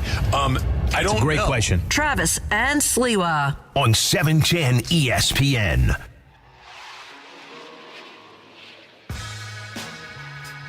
Looking at basically I'm online all the time now. I'm just perpetually online. That's how I'm going to live my life moving forward. Trending on just like Kevin Durant. Yep, me and Kevin. By the way, that's pretty great. He wins that game, and in the middle of the night, he's just arguing with people on Twitter. It's the most Kevin Durant thing ever. It's Simone Biles encouraged him to do what you do well, and he said, "I'm going to also tweet." Yep, he's good at it, or at least he's active at it. Bob Cousy is still trending on Twitter, and I don't think they're reliving the moments of the 1958 Celtics championship. I don't know if the Celtics won in 58. Probably a pretty good guess.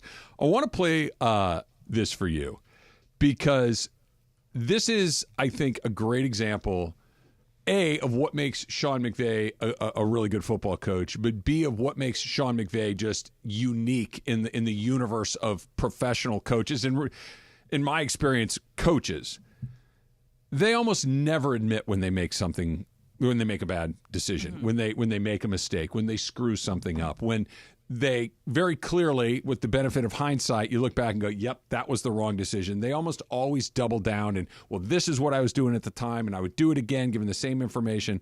Here's Sean McVay talking about the decision to not go for it on fourth down late in the playoff game against the Detroit Lions last year, which, we had a whole group chat here at the station, and instantly we're all like, well, what's he doing? Like, you have to go for it right there. Here he is talking about that decision. And you know what I should have done, too? I think I should have called the third down differently. Yeah. To give us a better chance. I did not like the way I did that. And that I would was an do it incredible differently. Playoff game. It was an incredible playoff game, but I look at it, and I'm being dead serious about this, too. Some of the red zone sequencing, because I thought defensively we settled in. They got going. They came out hot offensively, and we were kind of matching them with our offense. But then I thought defensively we slowed them down. We had a chance. We were moving the football. We had some possessions that we didn't come away with points that we really should have. But that stings, and I'll tell you why. And I'm not afraid to admit I would do that differently. Yeah. I would have called probably the sequence leading up to that differently. Whether it works out or goes down the way we want, I don't know. But I think to take the ball out of Matthews' hands and to then sit there and because of some of the timeouts, different things, to not give him another op at the ball, shame on me for that.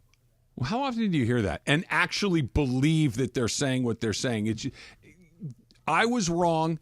I blew it. I'd like to get a chance to do it again because I would do it differently. That is like the opposite of what you hear from these coaches. Well, you never know how it's going to play out.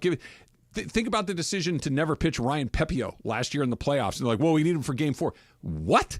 There is no Game 4. Like you clearly blew it. You clearly just everybody. The answer it was mismanaged. Clearly, yes. You took up a roster spot for a guy who never played. Exactly. The answer to hey, you blew that, right? Yeah, I did. And sometimes you didn't, and it just turns out bad.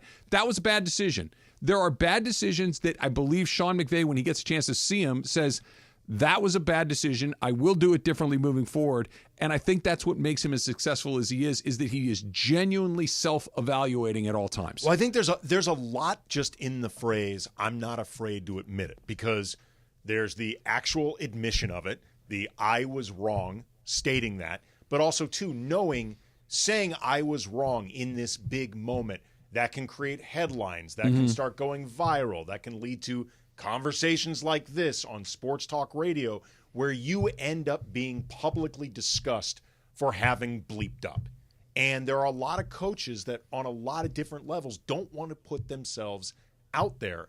And what I think is great about McVay is he's this rare combination of genuinely self-critical enough that he looks for the areas where he can learn. And he is wired to deflect credit and put the blame on himself. He will give credit to others. He puts blame on himself. But he also is self-confident enough to realize, I don't need to chase credit. There are enough people I think that's giving a huge me point. There are enough people giving me credit. I've been called a genius since I entered the head coaching ranks before I had proved a damn thing. Yeah. Everybody was calling me a genius. I'm content with everyone else saying it. I don't need to be the one pumping myself up. It reminded me of when Patrick Mahomes said, no, I'm not underpaid. I make plenty of money. You know why? I'm sure he recognizes, compared to some of these other guys, I should make more. There are enough people saying it. I don't need to be the person who says it. I wonder if it can be boiled down as simple as this. He's not afraid of getting fired. You know what I mean? Like, they're not going to fire Sean McVay. They're not going to. They could go 0-17 this season. Sean McVay doesn't get fired. He just wouldn't. They'd have to have multiple years of really wretched performances before the topic would even get brought up, because from the moment he's been here, he's had success. And where there are weaknesses, they don't last very long. They get addressed pretty quickly. That's why things like the timeouts, which we'll talk about in just a minute, are so obvious, because there just aren't a lot of things where he has a blind spot to, and he addresses them. He knew when he got the job back in, this will be his 8th season as the coach of the Rams in 2017, that, hey, look, he's 30 years old. This is my first time. I need somebody that knows how this works, not somebody that can necessarily draw up a defense or an offense or a play, but I need somebody that can kind of help me with this. Wade Phillips has been a head coach 3 times in this league. Bringing him in here, I think, speaks to that confidence he has, that I believe in what I'm doing, and it's not false bravado. Like, all of these guys have bravado, but this is actually real. Well, Wade, go ahead. I was going to say, I think also to this, the reason why he's so, it seems to be a little easier for him to accept places where he went wrong is because he makes mistakes not because of lack of preparedness. It's because there's almost too much going on in his head. He intellectualizes everything. He thinks through every possible scenario, and just time runs out. He talks about later in that interview where like that 40-second clock just ticks, and it's you know what to do, but it's hard to do it in that time period. So I think it's easier for him to say it wasn't because I didn't know what to do. It's because I thought too hard about what to do. I think this all comes back to the same thing. What you're saying, there's never that guy doesn't know what he's doing. That guy is full of you-know-what. It is. He's got too much going on. He needs help to organize everything that's going on. Or he is a deep thinker in this, and not in a fugazi sort of way. He genuinely is the guy that's got a million thoughts running through his head. No one has ever said the Rams were unprepared. No one has ever said anything like the Rams don't look like they know what they're doing. They lose sometimes. They've had a bad season here. Well, really only one. But it's never I don't know if that guy's on it, ever. You can be. There is such a thing as being overprepared. Sure. Like, I remember when Mike Brown was hired as the coach of the Lakers, and he would be the first to admit he was not ready for that job. He was not ready to be the coach of that particular team with Kobe trying to win now in this market. He wasn't ready. But one reason I remember early on that I was like, this is not going to work, Mike Brown got introduced to the media, and it was during the lockout. So this is at a time where the Lakers had no access to players at all. So they brought in a bunch of people. I was one of them who covered the team for this lunch with Mike Brown. And he sits down with us, and he takes out these three-ring binders. They're thick, and they're filled. And one of them says offense. The other one says defense. And the third one says practice. I was like, okay, this is not going to work. Like, you've got a team with Kobe, Powell, Derek Fisher, Meta, like all these been there, done that guys. You know, halftime Kobe doesn't even practice because of where he is in his career. Sure. You've got to preserve things. I'm like, this is too much for these guys. And I think it took Mike Brown longer to get through some of this stuff. And now he's turned into this terrific He's done coach. a great job. He's a very, very good coach. McVay, I think, has, even if he still occasionally falls, prey to paralysis by analysis, he still gets the ratio right more often than not. So that paralysis by analysis that we're talking about, I think there are two criticisms of Sean McVay that I think are fair. Number one is, can we run the ball a little bit more when you get inside the 10-yard line? That just very quickly he wants to throw the ball, and especially when you got a player like Kyron Williams, and we'll see what Blake Corum looks like. But hey, let's try again. They can't just be one and okay, we're back. We're going to start chucking it again. The other one is his casual use of timeouts early in the game.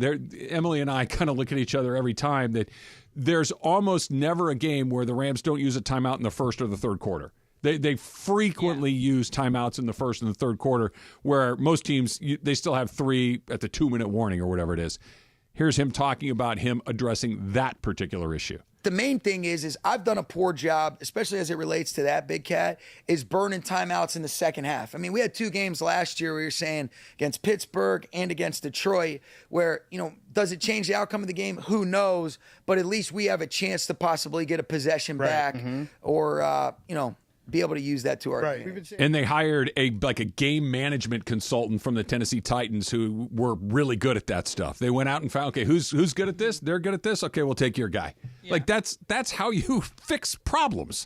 Breaking news, by the way, speaking of folks who were part of LA football at one time, per Jordan Schultz, the Patriots are releasing Juju Smith-Schuster. Ah. Oh, no. They haven't found a wide receiver in forever. Juju's also not good. No, that's what I mean. But Juju was a great college player. And in the beginning of his Steelers career, yes. He had some seasons with Pittsburgh where he was good. He was a social media star. Yes. He was very good at that. He liked to poke the bear. Let's just say that. Yeah. A lot. Juju is available. So to kind of bring all of this full circle, to put all these things together, Juju, Sean McVay, coaching, confidence, USC. Is Lincoln Riley the opposite of what we're talking about? Is Lincoln Riley the guy that is saying it much more so than actually trying to address it? Defense, conference, schedule. Like there's the McVay, which is I've got this, and this taken care of, and I'm going to address this, and this because I don't. And then there's the other. We'll do that coming up at 11:45. But coming up next, you know what we do next.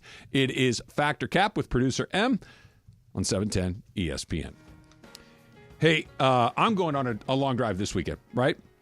I'm going to go up to Santa Barbara and see my folks. And this is what you need to do before you go on a long drive. You need to make sure that your car is running at its absolute best. And this is why Valvoline Instant Oil Change is the place that you need to go, because you're out in 15 minutes. You don't have to worry about sitting there for an hour or even longer than that while you're sitting in that weird waiting room drinking that bad coffee. At Valvoline, you stay in your car nice and relaxed while the expert technicians make sure that your car is at its absolute best. And no matter where you are in and around LA, there's one by you. There are 80 locations in SoCal for a Valvoline Instant Oil Change. And you can get oil changes, tire rotations, transmission care, wipers, and so much more, right? Just pull up, drive in, and drive out in about 15 minutes. Here's where you find one of those 80 locations, SoCalOilChange.com. And when you're there, you can get some game-winning coupons off of your next Valvoline Instant Oil Change. A fun way to drive home is with Sedano and Cap. I'm barefooted. I step in a pile of dog duty, and you ask the question, what are you doing barefooted outside when it's dark? It was inside.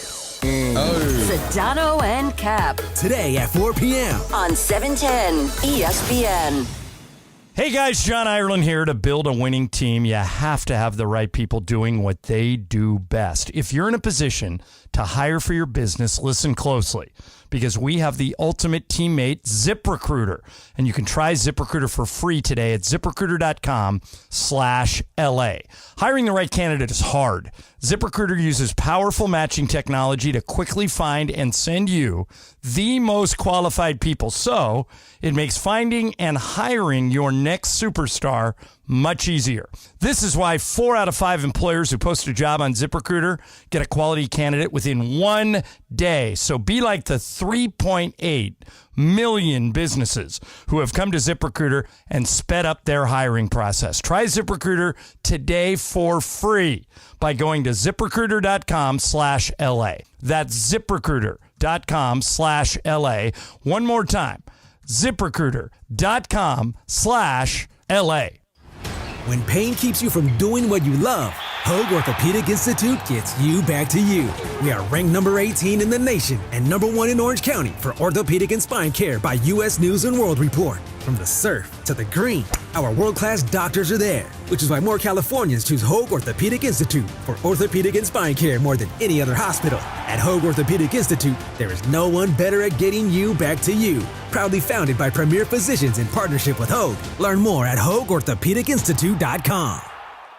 At Skechers, we put the S in comfort. Now, I know you're probably spelling comfort in your head and asking yourself, is that possible? Am I just a really bad speller? Look, I don't know your spelling aptitude, but Skechers most definitely put the S in comfort. Because Skechers is the comfort technology company and has developed fits and features that change everything you know about comfort. Like hands-free Skechers slip-ins, the ultimate in comfort and convenience. It's footwear you just step into and they're on, with no bending down. Find Skechers at a Skechers store, Skechers.com, or wherever stylish footwear is sold. This year, Dell Technologies' Back to School event is delivering impressive tech with an inspiring purpose. Learn how Dell is helping Computer Aid, whose work is helping solar community hubs with tech and AI literacy skills to empower remote, displaced, or disconnected communities around the world. Help Dell make a difference and shop AI-ready PCs powered by Snapdragon X Series processors at Dell.com/deals. That's Dell.com/deals. And you know what we do each weekday at this time, around 11:30. It is time for Factor Cap.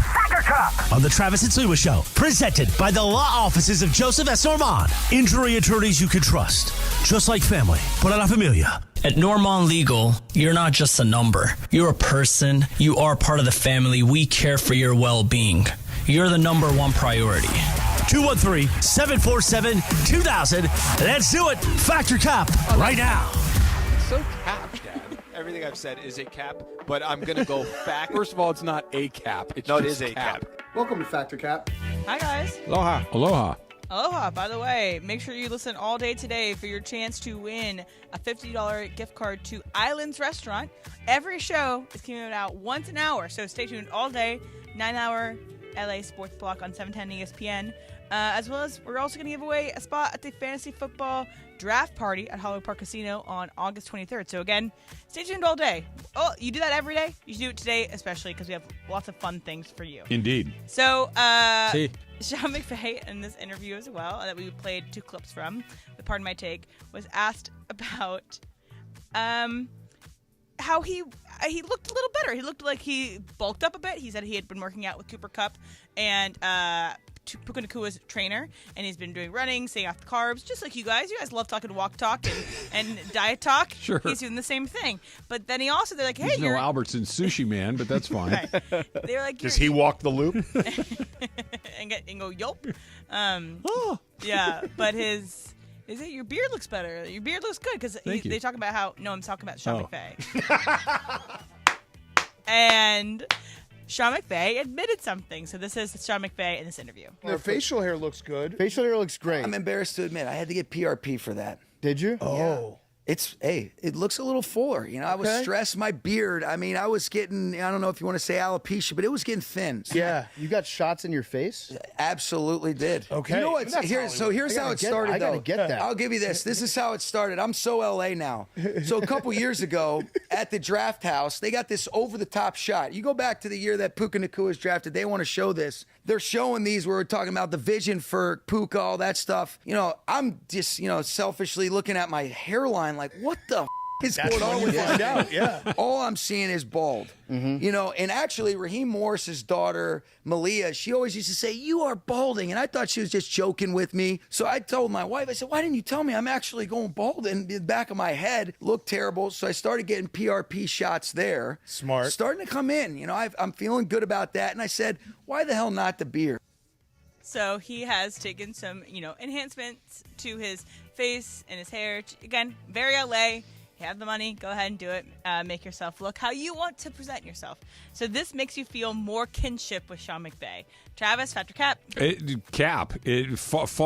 Far less, right? Not that he and I had a ton in common to begin with, other than we both liked the Rams. But I've got a lot of problems. I got a lot of personality defects that I would like to. But one thing I am not is particularly vain. And I think that route is not for me. So I'm bald, but I'm going to be bald. You let the wrinkles happen. You let the bald happen. The only thing that's going to happen to me is I'm going to get balder, grayer, and wrinklier. Did you ever dye your hair? Never ever once. Attempt to? Okay. Never once. That was like I can't even imagine what the reaction in my house would have been had I come home with dyed hair. Like, and not that it would have been like my dad wouldn't get mad, my mom wouldn't get mad. It wouldn't be one of those things, but they would look at me like I'd lost my mind. And I just that was not something that I would have ever done. Andy? We were just talking before, I guess, Cap, about the total and rare security that Sean McVay feels. I'm sorry, this completely brought down the perception. Like, we're talking about a guy with all the success in the world. He's wealthy. He has a very pretty wife. Handsome. He's got the family and all that. On TV every week. On TV all the time. You see clearly your hairline. Right. Very charismatic, presentable, and yet he's going around doing PRP injections and dyeing stuff and trying to look young. He never wears a hat. You never see him without his hair perfectly done. That is something that he is very put together. About. He's very put together. This is his Achilles heel. Did you know that PRP? I thought PRP was like when you your knee hurts. I had no idea. When he said this, I actually went to look it up because I thought maybe he was admitting to something he did, but using PRP as a joke. Yeah. Because everyone now thinks of PRP as the rehab thing that you do. Mm-hmm. You can actually do PRP for hair growth. Like there is, some think there is a connection between doing that and preventing male pattern baldness, although it is clearly not 100%. I mean, Kobe was the first athlete we ever heard about. He did it for his knees, right? But yeah. He was, at least for me, and I think for a lot of people, the first time you ever even heard of what PRP was. It did not prevent Kobe from losing his hair. Shots in the face? That's aggressive. Jeez. Come on, man. No. Hard pass. Yeah, and I'm with Travis on this one. I wouldn't do that either. Like, well, there's people. Dude, I've seen your hairline. No, hold on. There's people. Dude, my hairline was great till it wasn't, man. My grandpa, he's bald. My mom's younger brother, he went bald at 20-something. Okay. So it runs in my family. The fact that I still got mine, and I wear a hat every day, right?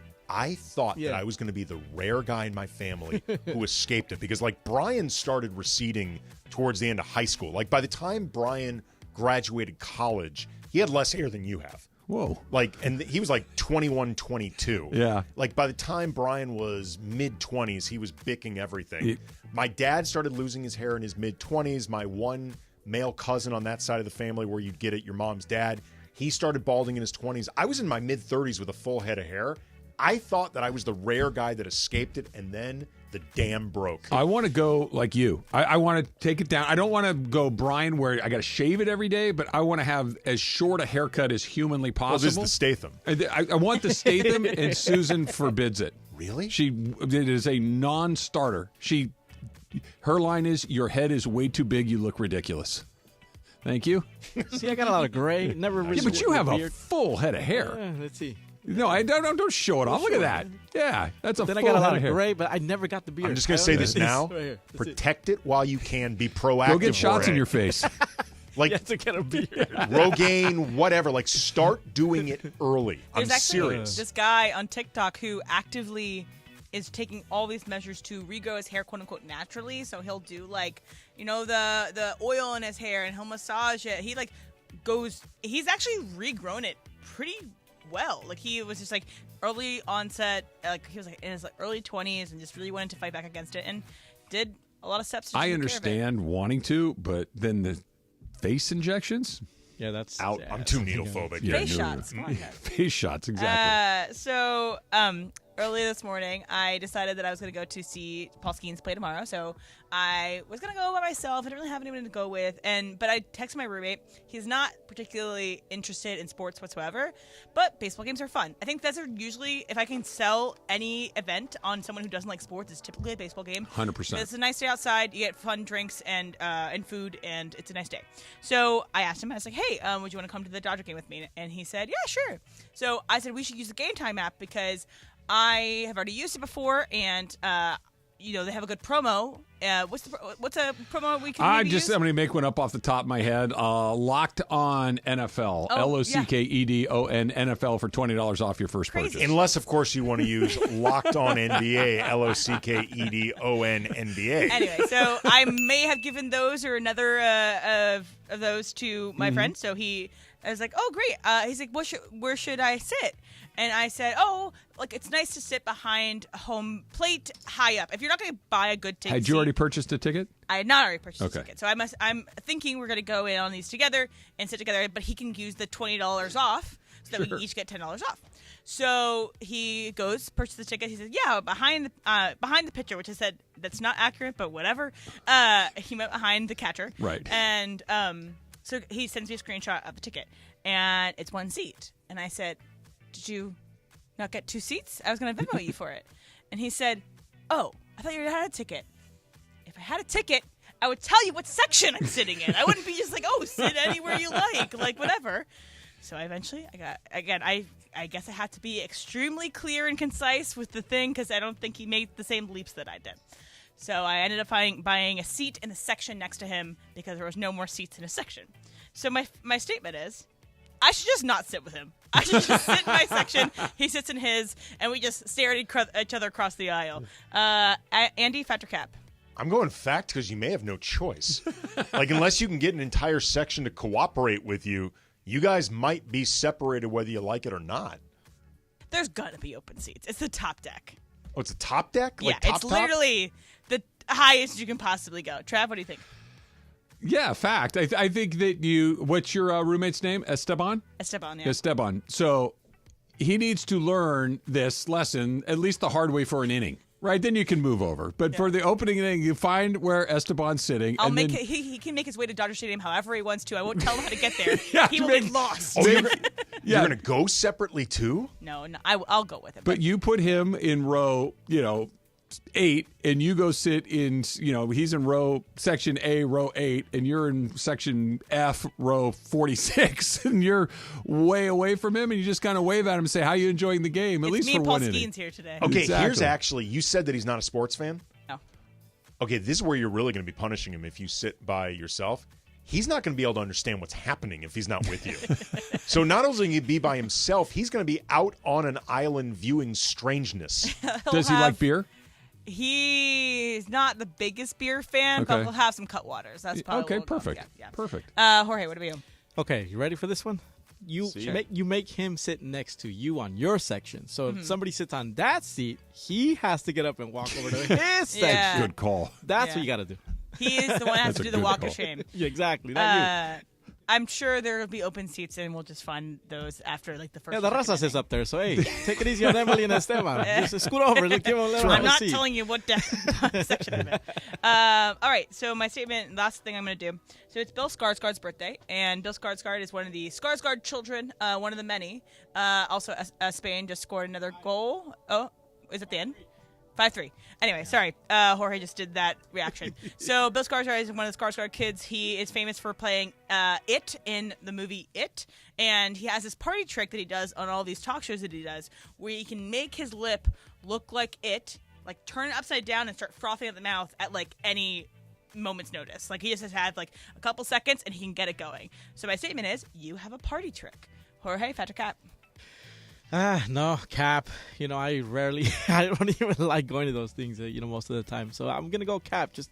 I really don't. You don't like a party? It sounds like you do like a party. I've seen you at parties. You seem to be enjoying yourself. I mean, that's more of events than parties. Oh, okay. We're going to do semantics here. Okay. Fiesta. Right. Exactly. All right, Travis? Yeah, I do. In fact, I do have one. I have a thing where I can juggle a baseball on my elbow and shoulder and wrist and catch it in one motion. Yeah, and it's literally the only skill that I have, but I can do it. Wait, say that one more time. So I can take a baseball, hold it in my hand, and I can let it go, and it bounces off the inside of my elbow, the outside of my elbow, the top of my hand, and I can snatch it out of midair. I'll try to do it during the break. I'll be able to do it. It might take me a time or two, but I'll be able to do it. Andy? I certainly can't do that. I can't think of any party tricks, although when you talked about the Bill Skarsgård It, my daughter, remember the movie Smile? And there were all those people promoting it. Smile 2's coming up this year. They were doing the shh, and they would put their lips up over the shh finger, and it would form the evil smile. My daughter can do that. So I guess I'm related. Creepy. I'm raising somebody who's got a cool party trick. Yeah. It's a good thing to have. Do you have one, Em?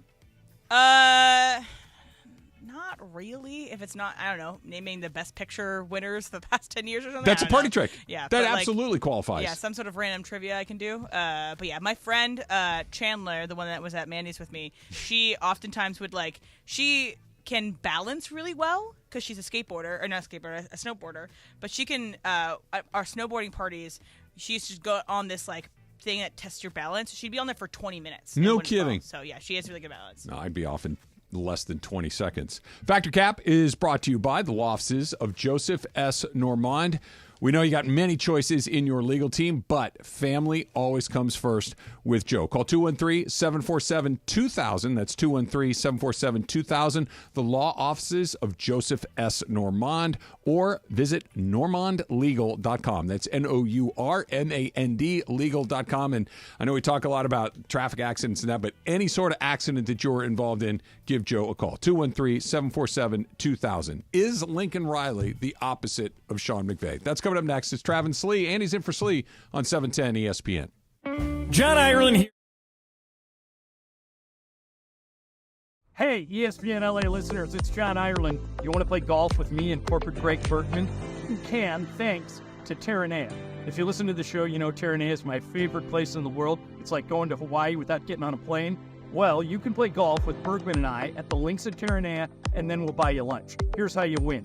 Send a video of your golf swing to @ESPN Los Angeles on Instagram or on Twitter. We'll take a look at your golf swing. If you impress us, you'll be playing golf at Terranea with me and Bergman, and then we'll buy you lunch. And you can eat, all you can drink. We don't care. We're not paying.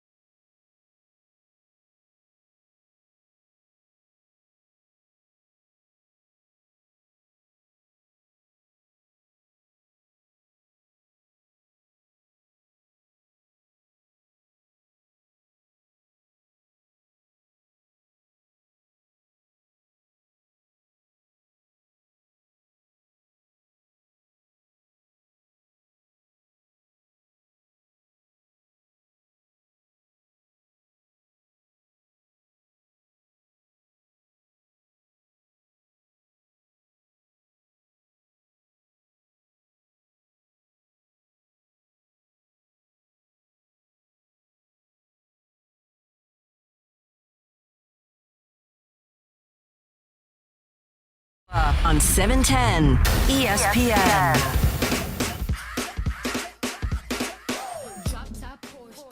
This must work because this wouldn't happen if it didn't. Just got an email, okay? The subject of which is order confirmation, and then it has a series of numbers and letters after it. And it says, your payment's been completed successfully. We're pleased to confirm that your transaction is now finalized. Thank you for your recent purchase. We hope you're satisfied with your new item. For any further support or question, don't hesitate to reach out. Check the details below, and there's a link to click. Does anybody click that? And it doesn't say subject line from Amazon, from Old there's Navy, not whatever. one single word in that identifies what that purchase might be. I get those all the time. Yeah. Do people click those? I'm sure the elderly. Yeah. I mean, these are always scams for the elderly. Your recent purchase. This is why they're emailing you, Travis.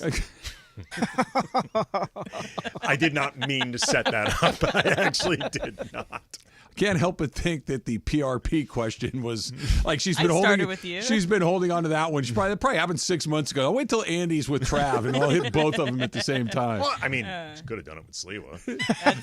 She doesn't like to pick on Al as much. She likes to pick on me, especially for the baldness. But speaking of the same thing, so it's funny. So I don't know if you guys get this occasionally, but like, you might go to an event or you'll go to this specific scenario. It was my old internship. They were trying to, and I was the first intern class of this thing I did in college. And so they're trying to get surveys and get people to participate in the survey. So I filled out the survey, and there was a $100 gift card if I randomly selected from this thing to get it. So I actually got it. You got the $100? I got the $100. I was like, oh, this is nice to get just like random $100. Because the thing though that they did well is like the head of this organization, who actually knew, she was actually in my intern class. She was like, hey, congrats, Emily. Like, thanks for filling out the survey, letting you know that this is actually real. This is from us, whatever. And then they sent the Amazon gift card. So I have $100 to spend on Amazon. What are you going to buy? So here's what I'm thinking about. I actually called my sister Claire for advice on the air fryer. One. Yeah. One of them is us. One of us. So here's one of us. Here are my three options that I can get with $100. And two of them will cover the incomplete purchase, and one will be most of the purchase. So there is AirPods, because I lost one right AirPod. Oh, that sucks. And so I only have my left AirPod, which is not the end of the world. I'm more aware of my surroundings. I can still listen to my podcast or listen to my music and be aware of my surroundings. And podcast with one AirPod, not the end of the world. Music with one AirPod music kind of sucks. But also, AirPods are not the highest quality of sound, so I'm just really getting the whatever it is. So it's not the end of the world for me. They're much better quality with two than one. You're right. You're right. But it's also, I'm not feeling like it's a necessity. It's just like if I want to. Okay. So that'd be about $80. Okay. And then the other option is an air fryer. But I have a toaster oven with air fry capabilities. But I'm you don't. They're telling you do, but you don't. You actually don't. But I'm thinking maybe it's time to make the air fryer jump, because, again, this $100 would cover the entirety of the air fryer. I know which way Claire pushed you. She said you could have it if you want, but and then the third option would be, I've been thinking about this. I got my Nintendo Switch before, but I've been wanting a PS4. Yeah. And this would be $175. So cover over half of it for a used PS4, which is what I would want. I don't need the highest tech or whatever. So I get almost all the way there. It's something I've been wanting for a long time. But I would have to actually spend money on top of that. Air and fryer. Get games and stuff like that. I vote air fryer. Air fryer? Yeah. I'm telling you, man, they are. I realize I'm not saying anything new. Air fryers have gone way mainstream. Oh, yeah. But they are truly a game changer. Will I be down to fry in the future? I mean, I feel like Claire could just give you one of her 9 air fryers. The thing is, okay, that's why I called her, because I kind of wanted her to be like, I'll just get it for you. That's Yeah. what I want from her. Is just be like, I'll get it for you. I Don't got worry. an extra. Yeah, because You know how Jay Leno collects cars? Yes. Claire's got a air fryer museum in her garage. or I could quote unquote accidentally use her credit card on Right. her Amazon purchases Exactly. to get it. But no, I think I'm mostly between air fryer or PS4. But again, the PS4 I'd probably have to spend about $100 on top of it to get a game. Well, that's the thing. The games are not inexpensive. Yeah, exactly. So And eating is just such a wonderful treat. But I have an air fryer. I know. Well, I have like an Andy extra said. oven Like Andy with said. air fry capabilities. You do not have an air fryer. You have a toaster that's a poser. You don't actually have an air fryer. Yeah. I'm thinking, again, I'll put up a poll. Should I get an air fryer or a PS4 or AirPods? AirPods, yeah. And I don't. AirPods is clearly the third I don't like choice them, man. here. I can't. I have 2 pairs of like just Bluetooth headphones. Yeah. AirPods is one, and I got the other ones that are like Beats or whatever. Yeah. They're just sitting on my couch. I mean, But sitting on my couch, sitting in my drawer. I like use the mine all the version of my AirPods that I do have, which is like the tiny, like the old AirPods, earbuds that like, I don't like the squishies on it. These? Like open it up so I can see it. I don't know what version that is. Yeah, I like those. Yeah, like the one that Travis has. Yeah. Those are the pros, right? See, I don't like that, what Andy has. That's not my favorite. Yeah, that's what I have, and it's staticky for some reason. I like truly never leave the house without these. Oh, it's so. The only reason I have them in my pocket today is because I'm going to Santa Barbara this weekend, and I'm going to try to get my walks in, and just in case I decide to have AirPods this time. I have my AirPods with me at all times, even if I'm listening to nothing, just to make sure nobody speaks to me. Well, okay, I honestly do that too. It's a deterrent. I have AirPods with me almost always as well. Which again is like, so many times people come up. I do that. I point to the AirPod. Well, quite frankly, if you just see the AirPods in someone's ear, like half the time, when you're at your desk and I'm walking down the hall and I say good morning to you for the first time, if I see your AirPod in, I just assume you're not going to hear me. Like it's a real clear. I'm not paying attention to the outside world when that thing's in there. Locked in. Yeah, it's a great signal. Can I be honest with you guys? I still use my wired one, and I bought a Y split so I can charge and listen to my stuff at the same time. Why do you like the wired? Is the sound better? I don't care about you the like sound. getting tangled up. I don't know. I like something about that wire. I like the wire. Do the wire if I'm working remotely because it has the speaker. Because AirPods are bad for the phone Comrex. So yeah. All right, we still have to make sure that we do the modern pentathlon story because why there is a modern pentathlon dates back to the 1800s, which is terrific. So I want to do that. But we were talking about Sean McVay earlier, and Sean McVay obviously has established himself as, if not the best coach in the NFL, he's on a short list with 1 or 2 other people. He is the cream of the crop, clearly. A lot of that is because he's genuinely confident in his methodology and how he hires his staff and how he puts people in a position to succeed and the willingness to admit when he misses something. And then there's Lincoln Riley, which we'll do next. It's coming up. It's Travis Lee, and he's in for Slee on 710 ESPN. You never have to miss a moment of LA's mega sports station. Get the all-new ESPN LA app. Just search ESPN LA in your App Store or Google Play. Download, tap, and bam! You got 710 ESPN in the palm of your hand. Hey guys, John Ireland here. To build a winning team, you have to have the right people doing what they do best. If you're in a position to hire for your business, listen closely, because we have the ultimate teammate, ZipRecruiter. And you can try ZipRecruiter for free today at ZipRecruiter.com/LA. Hiring the right candidate is hard. ZipRecruiter uses powerful matching technology to quickly find and send you the most qualified people. So it makes finding and hiring your next superstar much easier. This is why 4 out of 5 employers who post a job on ZipRecruiter get a quality candidate within 1 day. So be like the 3.8 million businesses who have come to ZipRecruiter and sped up their hiring process. Try ZipRecruiter today for free by going to ZipRecruiter.com/LA. That's ZipRecruiter.com/LA. One more time, ZipRecruiter.com/LA. And call in right now, 877-710-3776. In celebration of Team USA's outstanding performance in Paris, call in number 7 right now to 877-710-ESPN. 877-710-3776 will win a $50 Islands gift card. Enjoy ice-cold beer on tap, signature Mai Tais, juicy burgers, and those famous fresh-cut seasoned fries. Courtesy of our friends at Islands. Islands, a SoCal favorite for over 40 years. The biggest show on the radio. That's Mason in Ireland. Weekdays after Crab and Slee. All right, let's go to Abdul. Abdul, you're on Sports Graffiti. Go ahead, Abdul. Hey, you guys, I love you. Been listening to the show for 15 years, and I just want to say, Mason, you just don't bring it like you used to bring it anymore. I'm just wondering, did you not drink your coffee this morning, or what's going on, man? You think I'm not bringing it today? Today, especially, but just in general. Over the past year, I feel like you just kind of coasted. Wow, this call is going to rot in his head. That is absolutely ridiculous, Abdul. And I'm sure we won't use it for imaging at all. Abdul, what are you doing for the Mandy's next year? I'm showing up and bringing Mason some coffee and some Energizer. All right. Okay, there you go. Mason needs some coffee. I had 2 quad espressos today. I don't know what else I can do. Steve Mason and John Ireland, today at 1 p.m.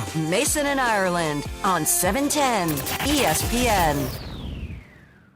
710 ESPN, your home for the 17-time world champion Lakers. KSPN Los Angeles, a Good Karma Brands radio station.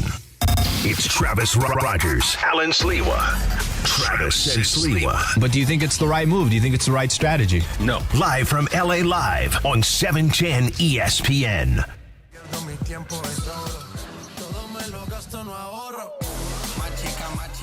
So we're getting close to the conclusion of the 2024 games in Paris. Tomorrow, I believe, is the last full day of competition, and then there's only a very small handful of things that take place on Sunday, closing ceremonies, and then we're up next.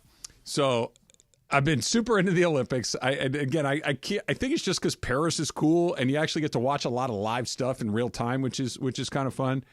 But this event, I didn't even know this thing existed. And I'm talking about the modern pentathlon. I was reading something about this morning. I know that there's the decathlon. I know that there's the heptathlon. And I knew that there was, in the Winter Games, the biathlon, which is the skiing and the shooting. Right. I knew those things existed. I did not know there was something called the modern pentathlon. You brought this up pre-show when we were prepping. I had no idea what you were talking about. So, for those of you that have no idea what I'm talking about, just for the record, I didn't know what it was. At 8 o'clock this morning, I'd still never heard of it. Now I'm an expert.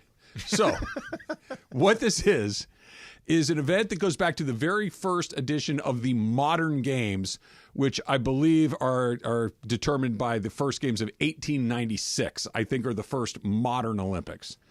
And the modern pentathlon was in those games because the person that put this thing together, we need to find the world's best soldier. And the events, the 5 disciplines in the modern pentathlon were basically constructed on what would you need to be good at if you were trapped behind enemy lines in a war. Okay? And this is very different than the decathlon. No, the decathlon is running and jumping. Yeah. Right? That's what the decathlon is. The decathlon is running and jumping. There's 10 things, but it's running, jumping, and I guess throwing. So if you were trapped behind enemy lines in 1896, these are the 5 things that they determined you would need to be good at.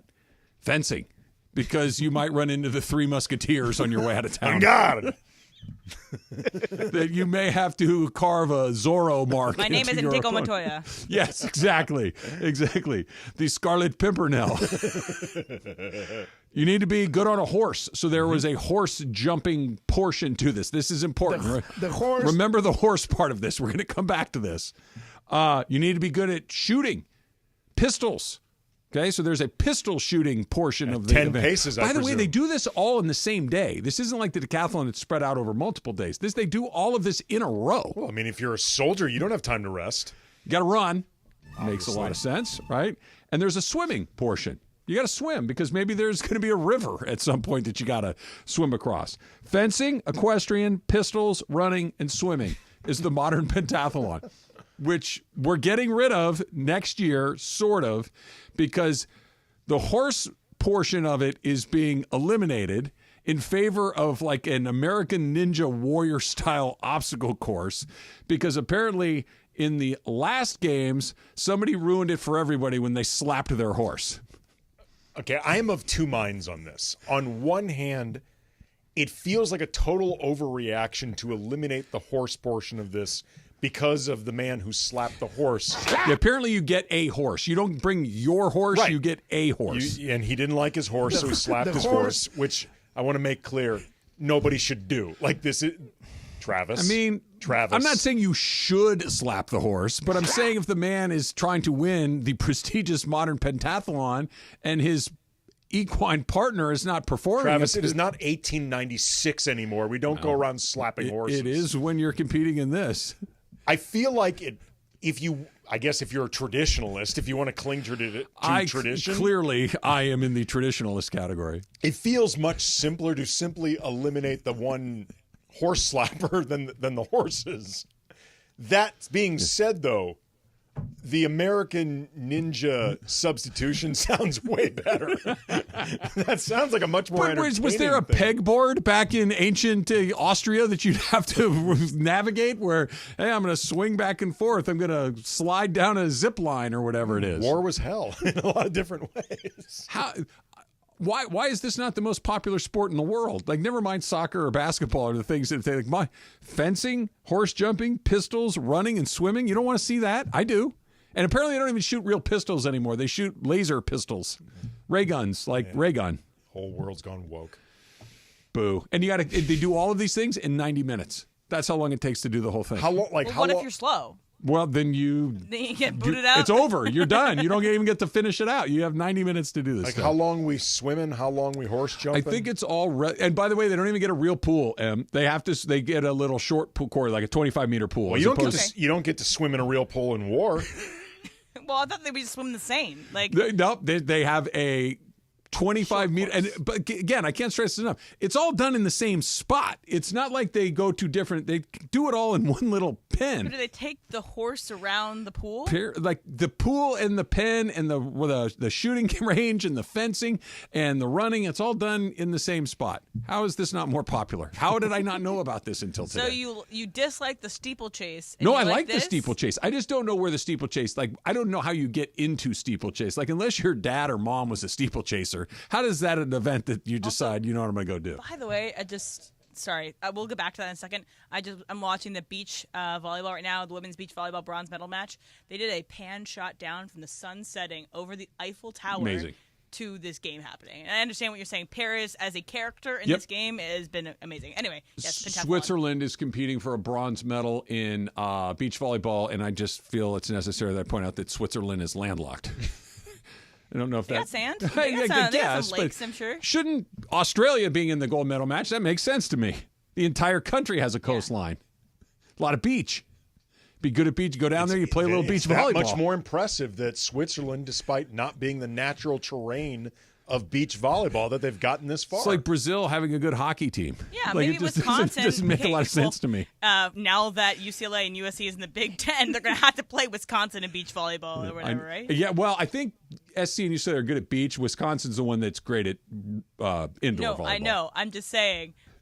Why can't Wisconsin be good at beach volleyball? They're going to have to. Everyone's got to get out of their comfort zones, Travis. Get that Swiss coach. In the new Big Ten that Lincoln Riley fears. Okay, so Lincoln Riley fearing the Big Ten. Maybe, maybe not.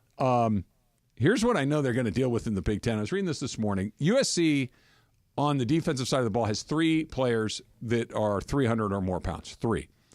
Which isn't the lowest number that I've seen. Ohio State only has 4 defensive players. I went through some rosters that are over 300 pounds. However, Michigan has 8.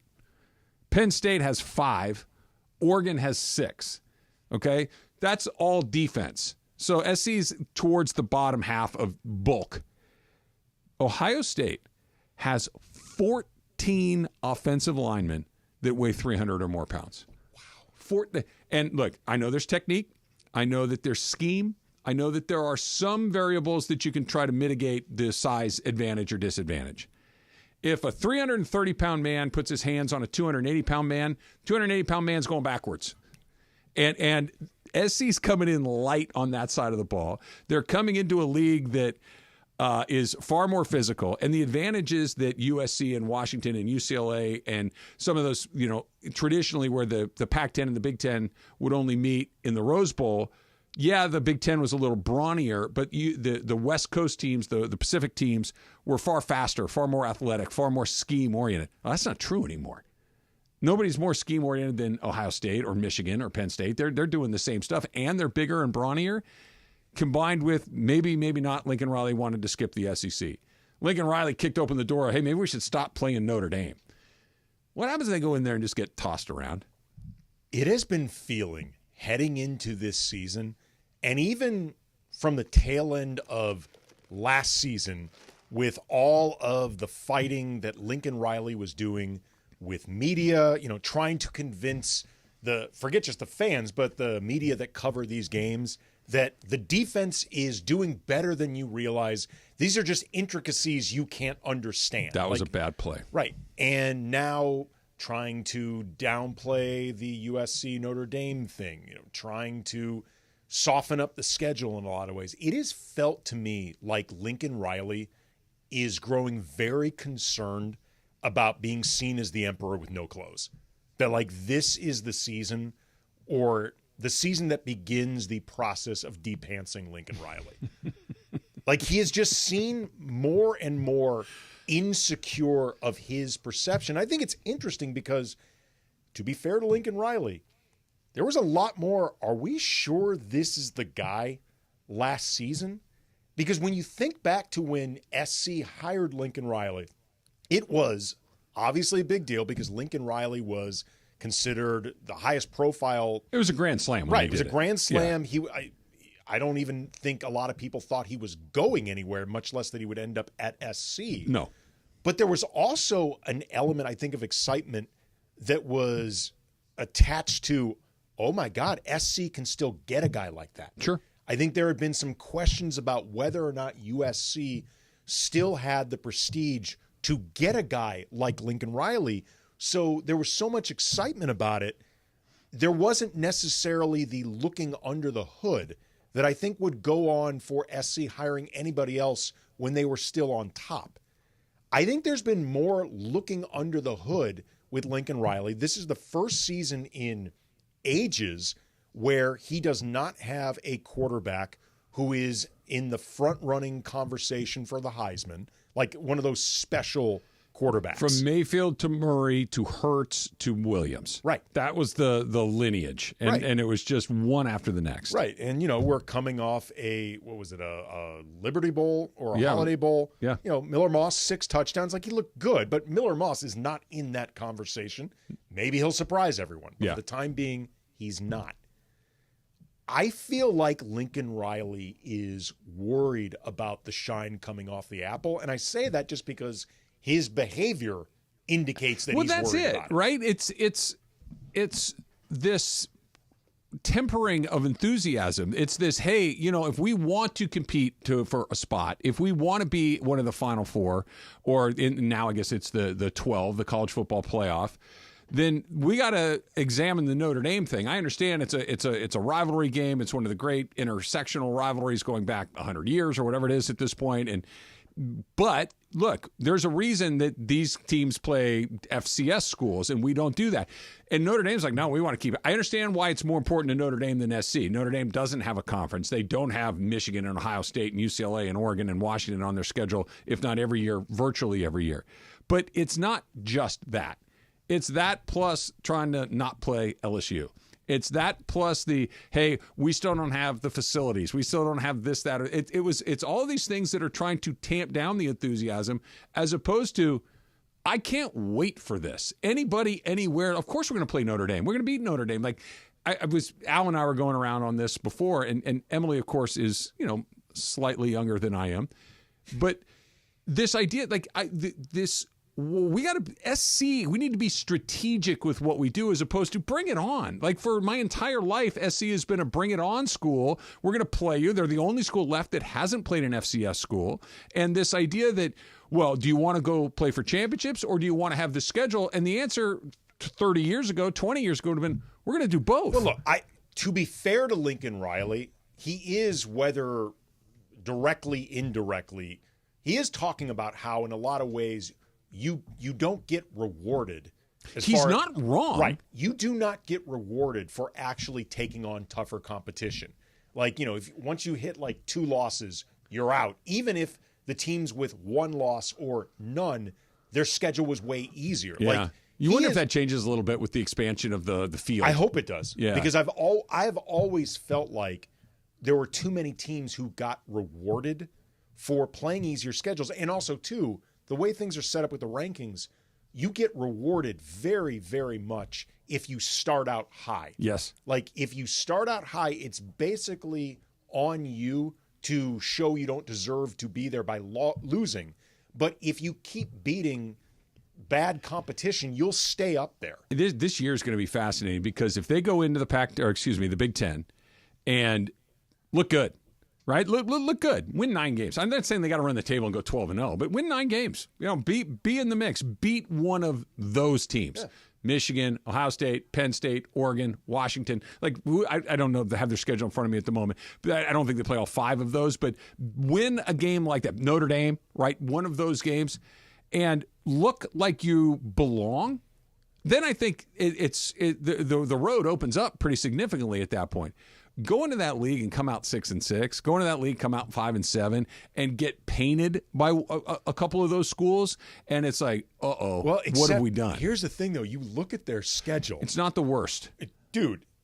The Open versus LSU on the road. Yeah, that was a mistake. Hosting Utah State, going to Michigan, hosting Wisconsin, going to Minnesota, hosting Penn State, going to Maryland, Rutgers, Washington, Nebraska, UCLA, Notre Dame. That's a legit hard schedule. You're never in that conference. You're never going to have an easy one. But then I do hope then the people that decide the playoffs and the committees and all that stuff, they get a little bit less enamored by your record and start taking into consideration your schedule a lot more. Like, because you should be rewarded for playing harder teams. If you go, make up numbers here, 8-4 in that, and you go 11-2 playing cupcakes, yes, 8-4 is better. That said, Lincoln Riley sounds very scared about what lies ahead. He doesn't sound super confident about it. And again, I don't know if it's just me as somebody who grew up around USC football, who was kind of indoctrinated with my grandparents of USC alumni, like that it was this, we're not running, we'll play anybody. Bring it on. And now it's, let's get strategic with it. It's weird. I think it's also, though, very indicative of the way there was so much excitement about Lincoln Riley when SC got him, because that was considered a coup. Yes. In a very short period of time, a lot of people seeing cracks and wondering if he's not wired for this. He's defensive. He was too loyal to Alex Grinch for reasons that made no sense to anybody. And he seems like somebody that does not like to be questioned, just in his interactions with media. And he seems like somebody who is anticipating a lot of questions. You can find out soon enough. Yeah. LSU game comes up September 1st. That should be something else. All right, so LeBron, AD, obviously doing incredibly well at the Olympics. LeBron's going to win the MVP, assuming they win on Saturday. So how much enthusiasm does that bring to the regular season for the Lakers? That's coming up next. It's Trav and Slee. Andy's in for Slee on 710 ESPN. And let me tell you right now, you're going to want to be caller number 7. If you are caller number 7, 877-710-3776. Give you the number again, 877-710-ESPN. If you are caller number 7, you will win a spot for yourself and 7 friends in the ESPN LA Fantasy Football League, and you get to attend the ESPN LA Draft Party on Friday, August 23rd. You must be there for that. That, of course, is at Hollywood Park Casino. So caller number 7, you and 7 of your friends for the ESPN LA Fantasy Football League and Draft Party coming up on August 23rd. All right, let's talk a little bit about Next Gen as well. It's actually been kind of a little bit cooler the last couple of days, but it's August. This is when it gets super hot in SoCal. Super hot, and then September's worse, and quite frankly, August is worse than that. Or I should say October is worse than that. So your air conditioning, you're going to be giving that thing a workout. So why not get Next Gen on the phone right now? 833-3-NEXTGEN. That's 833-3-NEXGEN. And here's what they got going for you right now, right? Right now, the Next Gen Rewards membership is only $19.99 per month for ESPN LA fans. It's usually $29.99, but right now, for a limited time, you get it for $19.99. So sign up today. And what you get are multi-point tune-ups and professional cleanings on your home's air conditioning, water heating systems, full plumbing inspections, and complimentary diagnostic charges, and discount parts on all repairs. So Pick up the phone and get ready for the summer heat, which is coming soon. 833-3-NEXTGEN, 833-3-NEXGEN, or visit nextgenaaronplumbing.com to schedule online.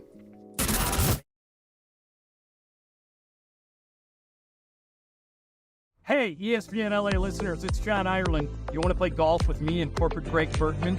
You can, thanks to Terranea. If you listen to the show, you know Terranea is my favorite place in the world. It's like going to Hawaii without getting on a plane.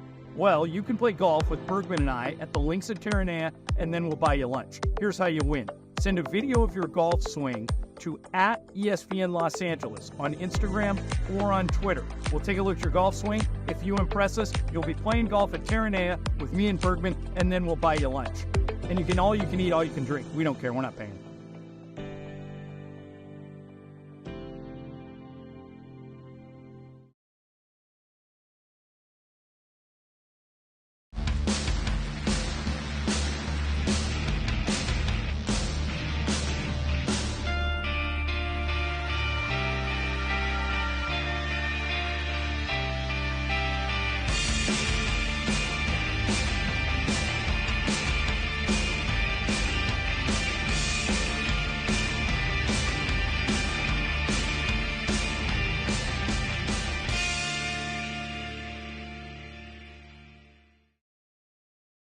So, Slee, Prize Picks, basketball, the NBA basketball at least, may be over. But that doesn't mean that you can't play Prize Picks. I play Prize Picks baseball basically from the moment that spring training starts until where we are right now, all through the end of the postseason. You play the long game. I have some long game, and I love the short game. And I don't mean to give away any secrets. Shohei Ohtani's a pretty good pick. But this is Prize Picks. You pick 2 to 6 players. You pick more or less on their stat projections. And if you get it right, you can turn $10 into $1,000 on Prize Picks. Here's what's cool about it. You don't have to be watching your team, but you can. You don't have to be watching your specific squad to a certain sport. You got the WNBA, you got Major League Baseball. You could even look, and I think there's this adds a little bit of drama to what we're doing. Go look at the game tonight. Go make some picks there. You could do it, and all you got to do is put our code in. Download the app today. Use that code 710 for a first deposit match of up to $100. That's code 710 on Prize Picks for a deposit match of up to $100. Pick more, pick less. It's that easy. Okay, raise your hand if you want to make your life a little bit easier. Great. Now raise your other hand if you like to be comfortable. Perfect. Now that you have both hands raised, imagine putting on your shoes. And that, folks, right there is your answer to an easier, more comfortable life. Go hands-free with Skechers Slip-ins. This is footwear you don't need your hands to put on. They can be raised in the air, and you can just step it and go. Why don't you experience what people can't stop talking about? Life-changing Skechers Slip-ins. Get your Slip-ins at a Skechers store, Skechers.com, or wherever stylish footwear is sold. Need assistance with door and window projects? The Home Depot can help. From inspiration and materials to ordering and installation, our free Millwork virtual apron service can get you moving and doing. Plus, we speak Spanish too. Our associates can help you tackle complex jobs without you leaving the job site, saving you time and money. Call us at 1-833-HD-APRON or visit homedepot.com/MVA. The Home Depot, how doers get more done. Team USA is going for the gold in Paris. USA! It's time for a Summer Games medal count update. Thanks to our friends at Islands Restaurants. Islands winning the gold medal for the coldest beer in town. And they're off. With your latest medal count, here is corporate Greg Bergman. Thanks a lot, Morales. So I know you guys probably talked about it a little bit, but did you see Sha'Carri Richardson and in the 4x100 relay? Bonkers. Amazing. Bonkers. Coming from way behind. Yes. She was like 5th and came through at the end to win gold. It was quite incredible. It looked like she was running in 1.5 times speed to everyone else. She's remarkable. It was unbelievable. I also watched a little bit of breakdancing earlier. I don't think I'm as impressed by it as I thought it was going to be. No, I didn't see that. I just saw someone doing it. I felt like I could do a lot of that stuff. I think you saw Ray Gun. Yeah, I think you saw her. Maybe. Yeah. She's the Australian breakdancer in all I mean, I'm sure they're absolutely amazing, but I was like, this is not what I was expecting. I was really hoping for a lot more. But either way, as of right now, the medal count looks like this. It's a very, very tight race for gold right now, where China has 32 golds and USA has 31. USA does have the overall medal count lead with 108 to China's 78. So as of right now, USA 31 golds, 39 silver, 38 bronze for the overall lead with 108. Is there enough stuff left that the U.S. could even possibly lose the overall medal count? Like, No. They won the overall, and now it's just between China and USA for the overall gold. Okay. At this point, and that is your Olympic medal update. Medal count update is brought to you by Islands. Go for the gold with the coldest beer in town. That's no lie right there. That's no cap. They win the gold for that every year. Every year. Got the little ice thing at the very bottom. When it finally drops off, you're like, it's just lovely. So good. All right, enjoy, boys. North Shore tacos, a couple of those fries. Let's go there all day long. Now I'm hungry. It's a good spot. No cap. Okay. Just here, I think they're coming around again. Andy, watch this race. It's a women's 10,000-meter final right now, 4 laps to go. It's coming up on this portion of the track. They're going to run by it right here. I'm pretty sure if I saw this correctly, there's a stretcher in the middle of the track that they're working on one of the athletes that the race is still going, but their medical team is out there attending to somebody. It's right about, they must have cleared her off, but I saw him go by. I'm like, there was a stretcher in the middle. Like, we're just going to keep going. Reminded me of Mary Decker back in the day when she got taken out.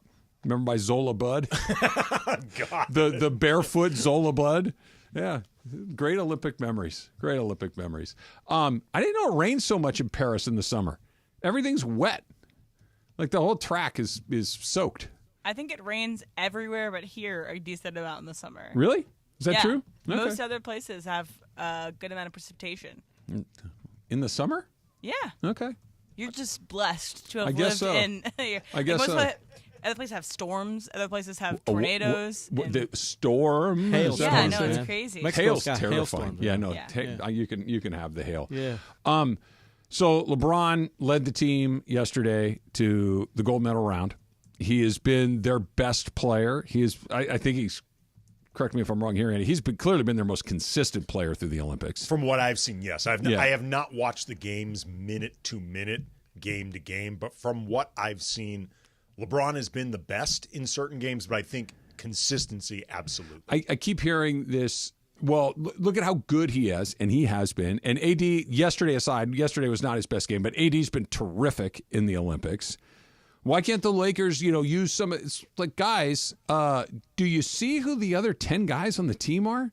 Like this Jason Tatum can't get on the court. Jason Tatum got a DNP CD yesterday. Tyrese Halliburton is basically a towel waver on this team. Yeah, I believe he was all NBA last season. Both of them, right? Yeah, well, Jason Tatum. Jason Tatum was first team. I think he was first team. This idea that somehow what's happening at the Olympics is transferable. The Olympics is, and I'm including the preliminaries leading, not just the actual Olympics, but from when they got to Vegas to where we are right now. What is that? 6 weeks, 7 weeks? Tops? Give or take, yeah. That seems like a perfect little amount of time to kind of hit the gas and go for it, as opposed to 82 games over 5 months where you're playing every 2.5 days, give or take. The format is not the NBA format. What you're seeing here is not what you will see come the regular season. And LeBron and AD had, unfortunately, because the Lakers went out in the first round, they had like a month and a half off in between ramping up for just the beginning of the Olympics, the end of the NBA season, first round against Denver, to starting the Olympic process. LeBron played 32 minutes against Serbia. That's like 10 to 15 minutes more than he typically plays in one of these games. Like low 20s for most of these is like, whoa, man, they're putting LeBron through the ringer. Like that is not how an NBA season works. We spend all this time talking about how guys like D'Angelo Russell, Austin Reeves, Rui Hachimura, like we need to give LeBron and AD more help. Yeah. Those guys are like in the upper 150 of the NBA. Like they're upper quarter of the league. Like those are good NBA players. Like, and that's typical of a lot of supporting casts. Like again, Jason Tatum and Tyrese Halliburton don't play on this team. They're all NBA. And it doesn't grind like the NBA grinds. No. Like, think about it. And, I guess there's reason for optimism when it comes to Anthony Davis this upcoming season, considering how much he played last year and how he was a durable player last year. So hopefully that's the new AD, and he's a durable player coming into this season. But LeBron, for lack of, this is a bad analogy, but it's the best one I can come up with. He's your closer. He's the guy you bring in to finish it off, right? He's the guy that, hey, let's hang around for, how long is it going to be? 48 minutes. Let's hang around for 39 of these 48 minutes, and then when we need to, we bring him in here, and he does what he's been doing in the Olympics. He comes in and just hammers the gas and closes it out, because there's still no answer for him when he decides that he's going to the basket or he's going to take over a game. But you can't lean on him to be your man, your guy, 75 times a year. It's just unrealistic. Here's the problem that the Lakers have right now when it comes to LeBron. He is, at worst, the second best player on this team, and nobody controls the offense more than LeBron. And he's one of your superstars. You typically want your superstars to do superstar things during an NBA season. The Lakers want to try to reduce the amount of superstar stuff that LeBron has to do for basically the first 3 or 4 months of the season. It's not possible, is it? Well, it's possible if he's on an Olympic team. Yeah. No, I'm talking about with what the Lakers have. It's not. Yeah. But that's the difference. LeBron is doing great stuff for the Olympics, but the setting makes it much easier for him to do this stuff, right down to, again, having a month and a half off or 2 months before he started joining Team USA. You don't get that stuff during an NBA season. And because you have to throttle the NBA season, right? A little harder, a little easier, a little harder, a little easier. That where they land for the last several seasons is in that danger zone of 7 through 10. And so to try to get out of it, or B, at least make sure that you're in it, or the higher seed in it, you do have to put the pedal to the metal. You do have to go for it. And then it's like you're burning that fuel tank at a rate that is it's not going to refill enough by the time you get to the postseason. What you are describing is the quandary that is D'Angelo Russell. Because the last couple postseasons, we've seen that D'Angelo Russell has flaws that in particular get exposed in the postseason, where it's more physical, where his lack of athleticism by NBA standards starts becoming more pronounced. Laker fans understandably want a more reliable postseason guy. I think the Lakers would like a more reliable postseason guy. D'Angelo Russell, though, is really valuable for the regular season, Mm-hmm. and especially during the opening 3 or 4 months where LeBron is understandably, by necessity, pacing himself. You need the counting stats to come from somewhere. D'Lo gives you a lot of very high quality, very efficient counting stats. So you want to put yourself in a position where come trade deadline, you're not scrambling to get into the playoffs. Then maybe you can trade D'Lo for somebody who helps you more in the postseason, even if the counting stats aren't there. But you need D'Lo for that portion. That, in a nutshell, is what the Lakers are trying to balance with LeBron and AD. With LeBron doing what he's doing in the Olympics is stunning. There's no other word for it. It is singular, stunning, and something you will never, ever, not you, us, we will never, ever see it again. Hot and Cold's coming up next. It's Travis Slee, and he's in for Slee on 710 ESPN. Really excited to see the new schools come into play at the Coliseum. Obviously, you're going to have Notre Dame to finish the season. That's always a special game. But seeing Nebraska showing up, Penn State showing up, LSU at the Collie, that's what I'm really looking forward to. I think both programs, the men's football program and the men's basketball program, are moving in the right direction. And the women's basketball program at USC is going to be ranked top 5 next year. So it's a great time for the USC Trojans to be back on ESPN LA. I'm really curious to see, what does USC football look like without Caleb Williams? What are the adjustments that Lincoln Riley makes? And what is the defense going to look like in the non-Alex Grinch era? New conference, new quarterback, just really fired up on the football side. New head coach for basketball, so almost like a really new team, which is going to be awesome. And then returning to prominence for USC women's basketball, to be back to where USC women's basketball is. I'm super excited to see Juju in her second year, but just the rest of the players continue to grow under Coach Godley. This beautiful thing has been up since the first time SC was here. But guess what? USC is back! And once again, this means something for us. Pumped for this season. USC Athletics back on 710 ESPN.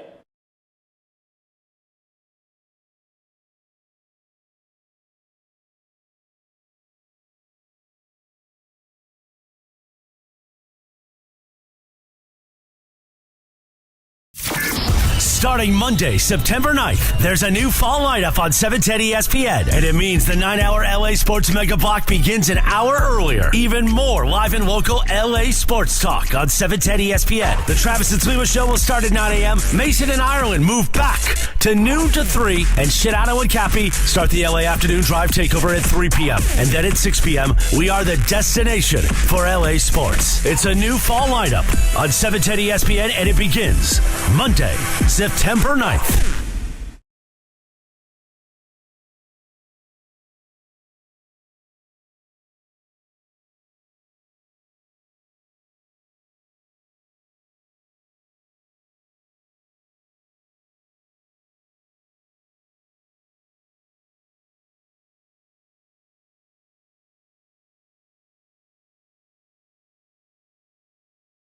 At 710 ESPN, Next Gen, the official AC heat and plumbing company of SoCal sports fans. You're as cold as ice. Call 833-3-NEXTGEN, NEXGEN, or visit nextgenairandplumbing.com. Time for our feature we do 3 days a week at 12:30 p.m. Who's hot, who's cold, thanks to Next Gen. Boy, time for Who's Hot, Who's Cold. Take it away, Producer M. Thanks, Chris.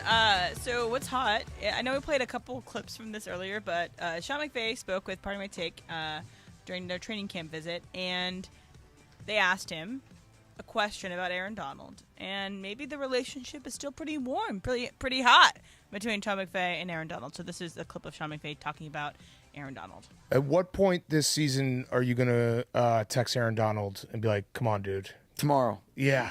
Has that happened yet? Here, let's put it this way. I talk to Aaron pretty frequently. He texted me the other day asking about the Chargers practice next week. I wanted to say, what you thinking about, man? Yeah. You know, if he wants to, the door and the invitation is open. Oh, wow, that's very gracious of you. You think you could still play? Yeah, no right? Here's the thing, though, and I think you guys would understand this. If there's a man of men, it's Aaron Donald, Yes. right? Yes. When he looks you in the eye and you understand what he's about and what he puts into it, and he says, hey, I feel full, I feel complete, I'm putting everything I can into this, then you let him say if there ever is a situation where he gets that itch, but I got too much respect for him, honestly, to ask him about it. If you were Sean McVay, would you ask Aaron Donald? You're halfway through the season's going well. Would you be the one to ask him, or would you wait for Aaron to ask you? I'd ask. I mean, if the Rams are the team that we anticipate them being, which is a team that is leaning on their offense, a team that it shouldn't have a ton of issues scoring points, but coming into this season, the question on the Rams is, what's that defense going to look like without one of the greatest defensive players ever for the first time in a decade? And let's say it's maybe not what you're hoping. It's maybe a little bit less than that, and especially if you're having trouble getting pressure on the quarterback or all the things that Aaron Donald brings to your table, it would be, and it's like going back to what we were talking about with him earlier, Sean McVay's way too smart not to say, I got a guy that could potentially fix this. I would be derelict in my responsibilities if I didn't say, hey, I know we talked a lot, but do you have even a fleeting thought of wanting to come back and do this? I don't think you twist his arm, but you ask the question. Andy? I wait for Aaron Donald to say it to me. And the reason is because, A, I want to respect him and give his space, but B, I don't want to potentially have him do this because he feels guilted into doing it. Because, A, I don't think it's fair to Aaron Donald. B, I don't think at that point you're getting the best version of Aaron Donald anyway.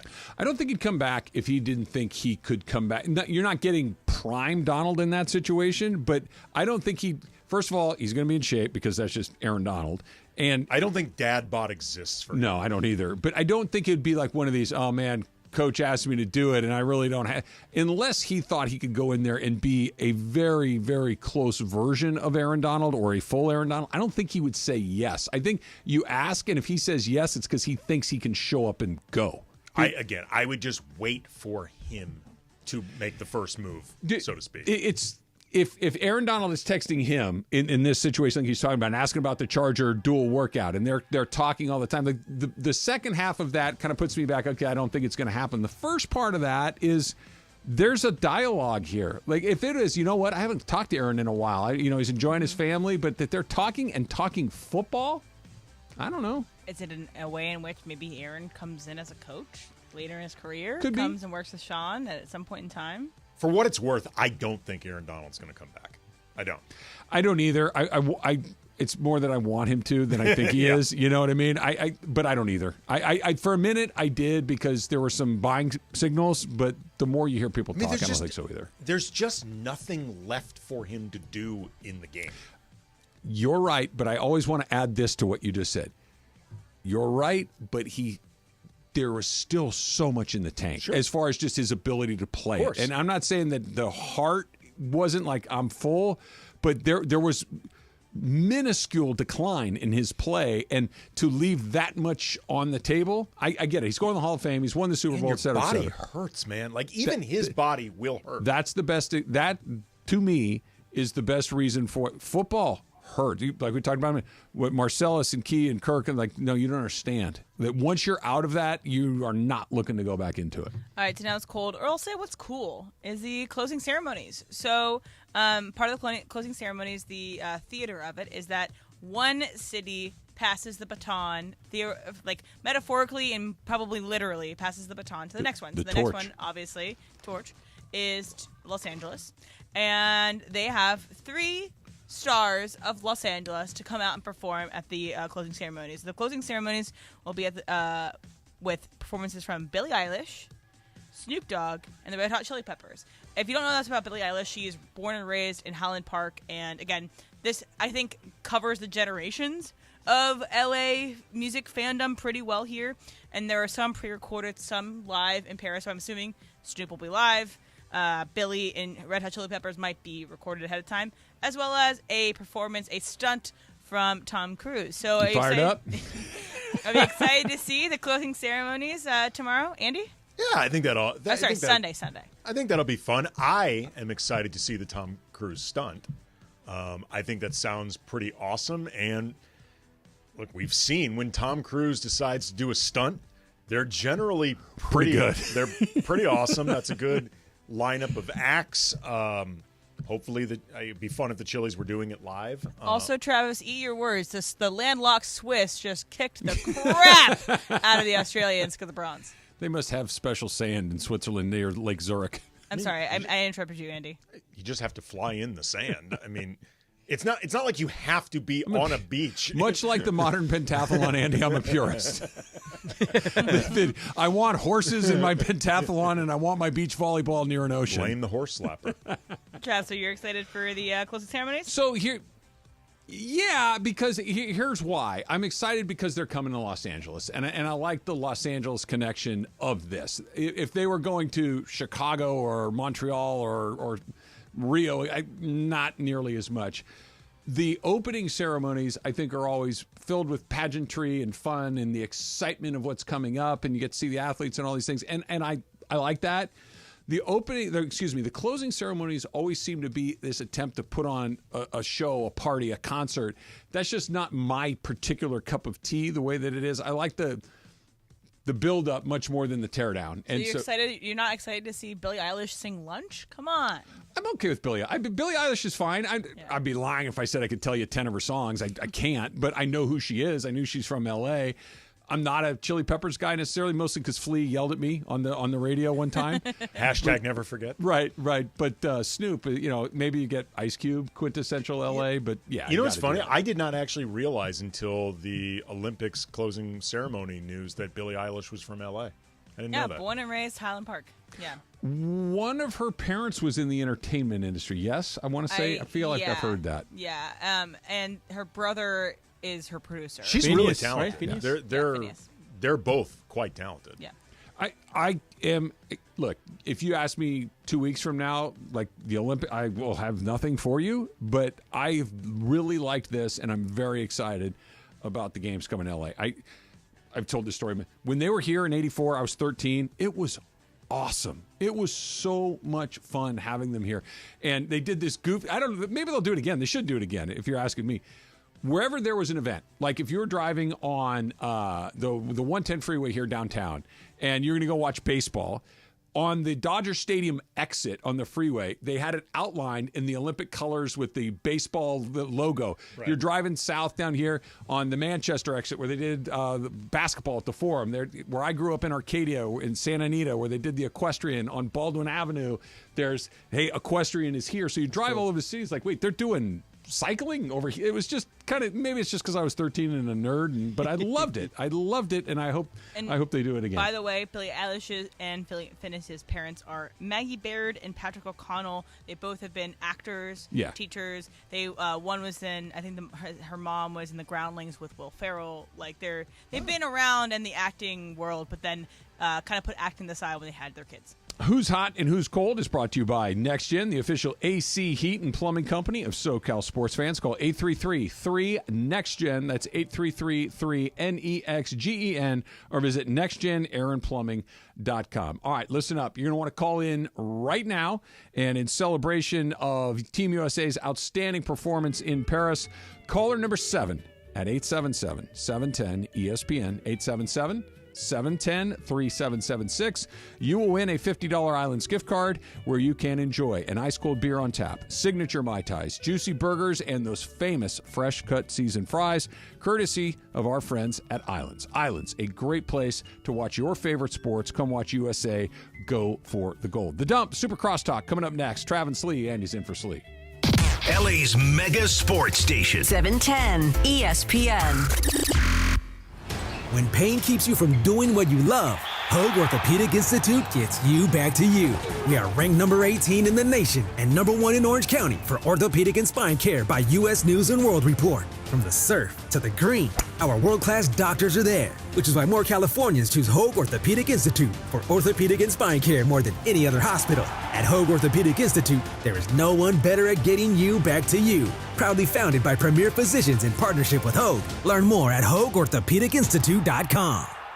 Accident or injury, call Jacob and Ronnie. Call Jacob. Hey, it's Mace. Let's talk about trust and respect. Respect is a word that follows Jacob Emrani everywhere he goes. Over 27 years, Jacob has built a legacy of trust and respect. The insurance companies and attorneys respect your case when they see Jacob's name on it. After an accident, you can trust Jacob. Your case will get the respect it deserves. So call Jacob, 844-24-JACOB, or go to calljacob.com. That's calljacob.com. Call Jacob. The winger advances down the flank, leaving the defenders behind. The forward rises in the air, surpassing the marking. The ball seeks Jimenez. Jimenez connects and goal! What a way to smoke the net! The stadium roars with fire. They marinated the play with the perfect ingredients. They control the ball just like the masters of carne asada, with total control of the grill temperature and waiting for the perfect moment to throw all the meat on the grill. This team's got flavor. When you're a master of carne asada, it stands out. We, the carniceros of Northgate Gonzalez Market, are the true masters of carne asada because we have years of experience perfecting the art of cutting, tenderizing, and marinating our meat.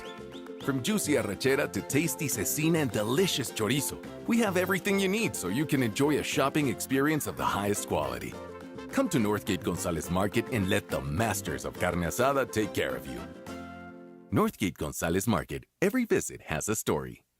This is an ad by BetterHelp. What are your self-care non-negotiables? Sometimes it's hard to make time for the things that keep you healthy, but being consistent with self-care is like working a muscle. And when life gets crazy, that muscle keeps you strong. Therapy is the ultimate self-care, and BetterHelp makes it easy to get started with affordable online sessions so you can do it from anywhere. Never skip therapy day with BetterHelp. Visit BetterHelp.com/Freddie today to get 10% off your first month.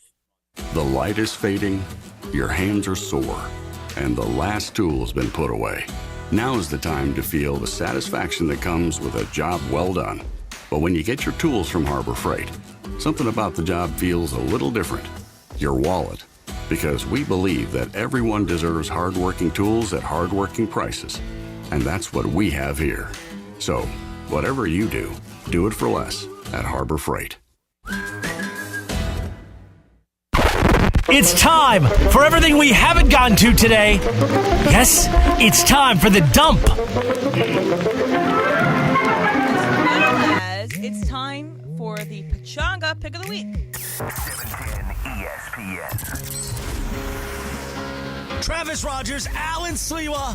Travis and Sliwa is on for your Wednesday. Pachanga, pick of the week. Or restart the That show. changed. I guess that changed. Hey, Pachanga, but pick of the week. It's time for the.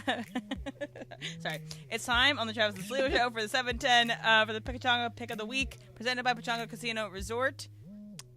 So Pachanga Resort Casino. I'm so sorry.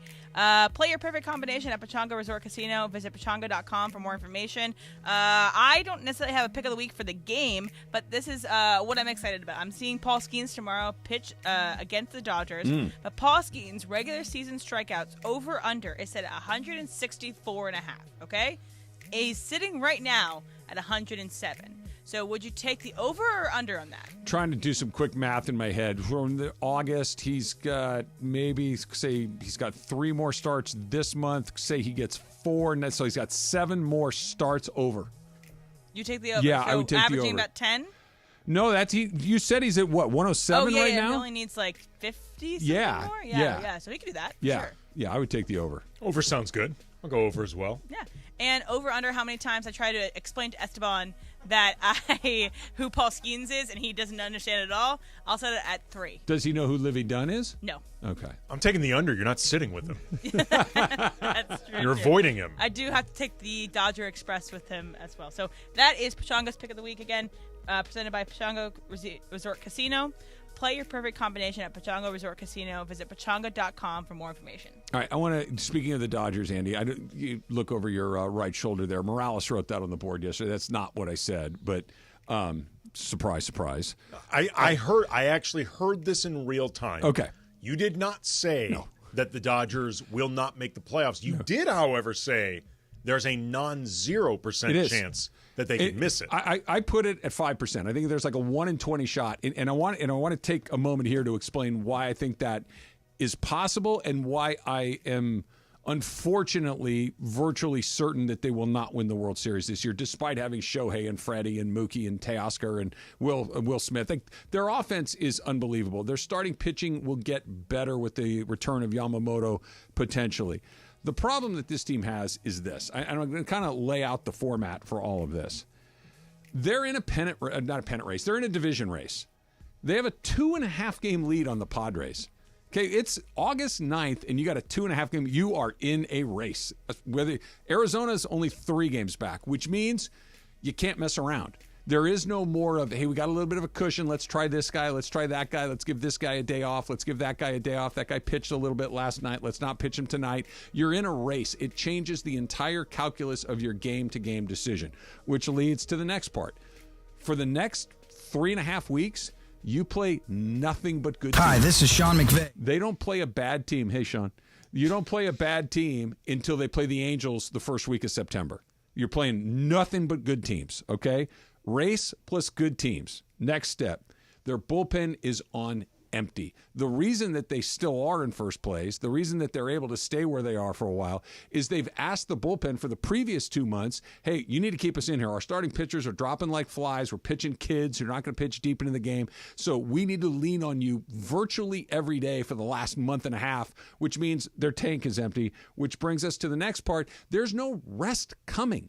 There is no more coming back. All of this stuff together leads up to your bullpen is going to be completely exhausted by the time you get to the playoffs, if you get to the playoffs. I think they'll get there. They're a very good team. They have a ton of offense that can keep them in this for the period of time. But by the time you get to the playoffs, you're going to have to lean on your bullpen even harder from now until the end of the line because of the race, because of the good teams. Good luck. You know, it's funny. I remember a few weeks ago, you and I were doing a show and we were talking about how it looked like the Phillies were going to finish ahead of the Dodgers for the season. This is when it looked like it was Phillies and Dodgers and everyone else. Yep. And, you know, the Dodgers were still a good team, but they were behind the Phillies.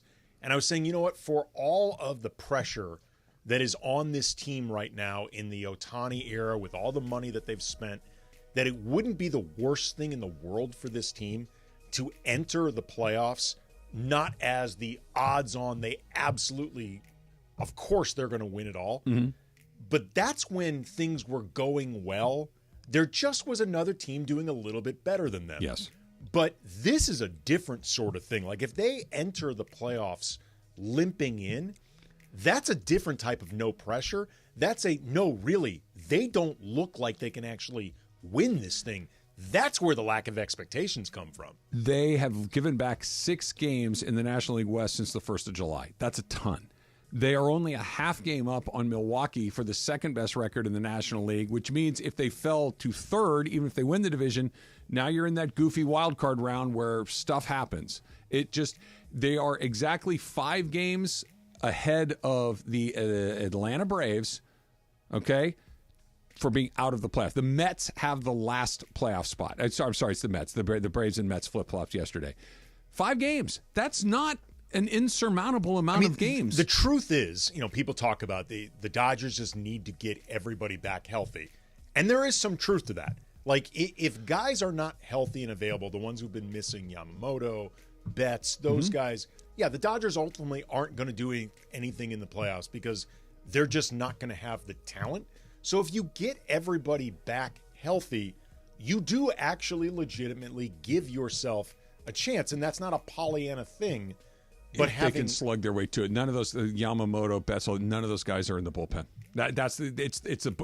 Their starting pitching is going to be okay, I think. But again, the sport is so different now, where you got to cover 4 innings a night out of your bullpen. Well, if you can maybe though put yourself in a position where some of the guys that you've been using as starters, because everybody's healthy, like Flaherty and Yamamoto's back and Glasnow's back, like that's your top 3.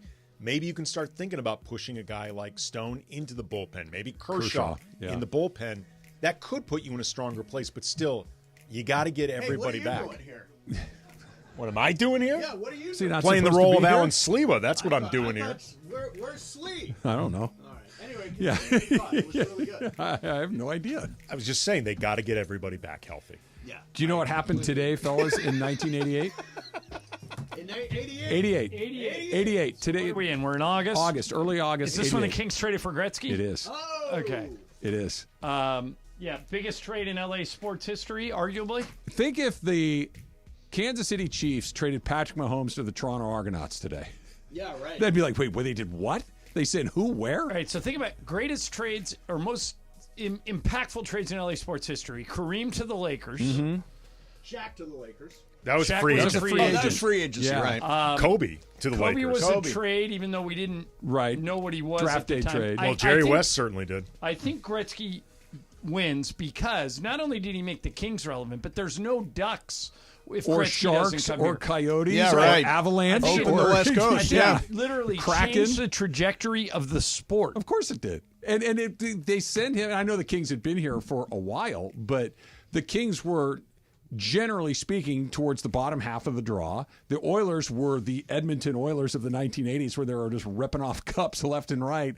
And it's like trading Babe Ruth in his prime, and to the Seattle Mariners. Yeah. It's just like, what are we doing? And the day Gretzky signed, from that point forward, you couldn't get a Kings ticket. No. Like they were the hottest thing in town. We used to go, so 88, I was in high school, and me and my buddies, we used to occasionally on Friday or Saturday night, we would drive to the Forum and just pick up Kings tickets. Yeah. You just go and you buy them at the window. Not and after that. No. It went from It became an event. Absolutely. Yeah. Absolutely. You know what we should do, Jorge? Go to some Kings games and then do Super Crosstalk. ESPN AM 710 Los Angeles. KRDC AM 1110 Pasadena, Los Angeles. K256CX 99.1 FM Pasadena, Los Angeles.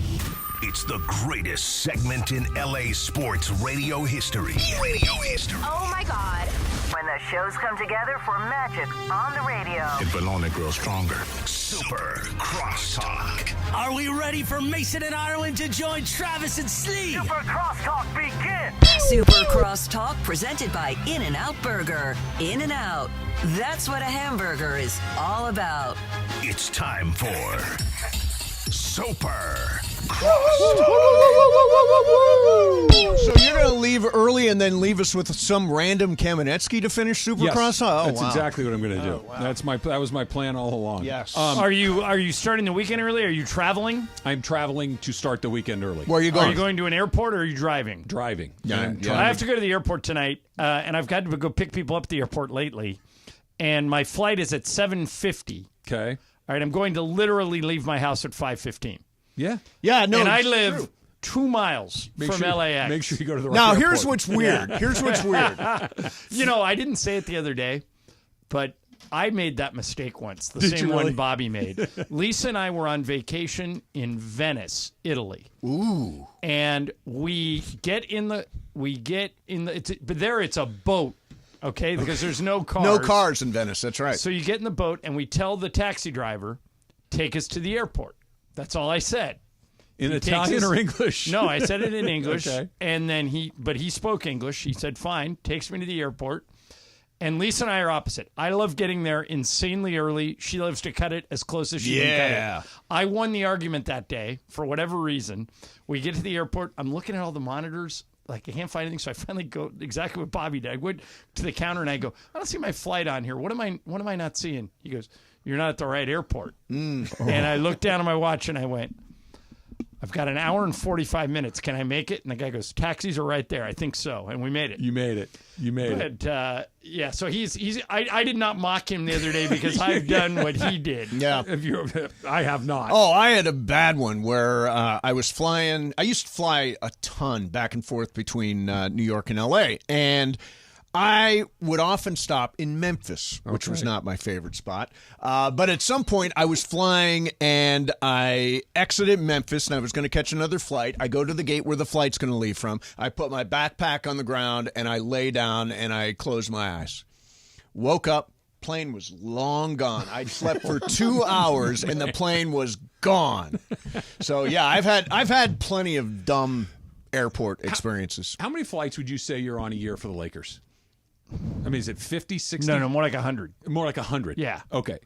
Did you see the Carolina Panthers, what happened to them coming back from their game last night? What happened? The plane skidded off the runway when it landed. Yeah, that's happened to us a couple times. Has it really? Yeah. Skidded off the runway? Yeah, and what happens is you go into the mud. Yeah. And then they bring out all the emergency vehicles because they don't know what it is. Yep. But all they did was they brought out a set of stairs and took us out the back of the plane. Okay. And it was Is fine. it scary? No. Do you even know? Because I saw we knew something had gone wrong, but Yeah. it was everybody was in their seat and seatbelts fastened and everything Yeah. fine. Have But you ever had any like super awful flights? no, the Clippers did once. The Clippers had a flight. Ralph Lawler told me, and Ralph's taken more flights than I have, told me it was so bad that everybody, including him on the flight, got sick. Like it was like just massive turbulence. Yikes. And they were able to land, but it was not good. And everybody was. I think they played the game that day, but that's back when the Clippers were terrible. So I don't think they Nobody won. knew the difference. Yeah. Right. Do you guys know what the 5 disciplines events are in the modern pentathlon, which started competition today? I used to. Like I know one of it involves swimming. There is swimming. You have to One. shoot something. There is pistols. You have to run. There is running. There's 2 more. Now, isn't horse involved in Yeah, this? I think you're right. This is the last year for horse involvement because somebody slapped. They go a to horse like a last year. jungle gym next They're year. going to do American Ninja Warrior. Yeah, it's like a little What's the jungle one gym. we're missing?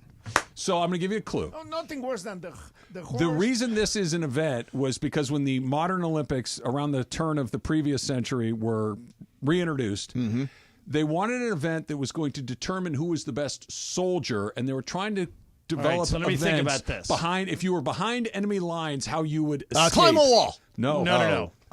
Is it some type of hand-to-hand combat? Yes. Some type Judo. Of, No. would it be Boxing. No. Swordsman? Fencing. Oh, Fencing, yeah. Yeah. Fencing. Okay. So it's fencing, running, Yes. swimming, Yes.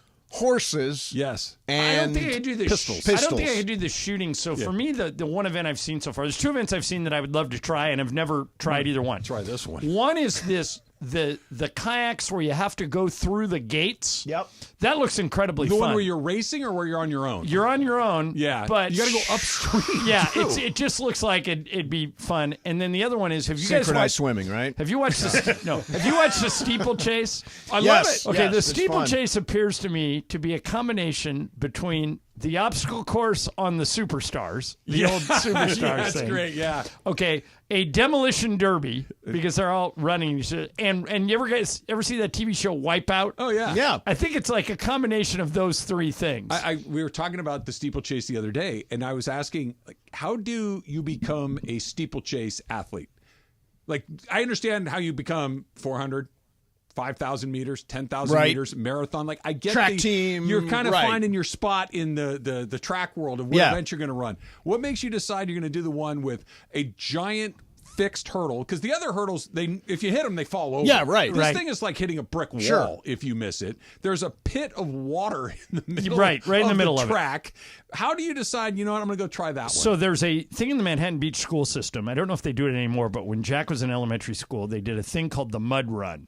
Oh, yeah. And it was yeah. basically a steeplechase. They would wet the grounds in a park, and you would run through the mud, but you had to slide under ropes. You had to climb up a wall. You had to go back down. You had to jump over the water pit like they do in the steeplechase.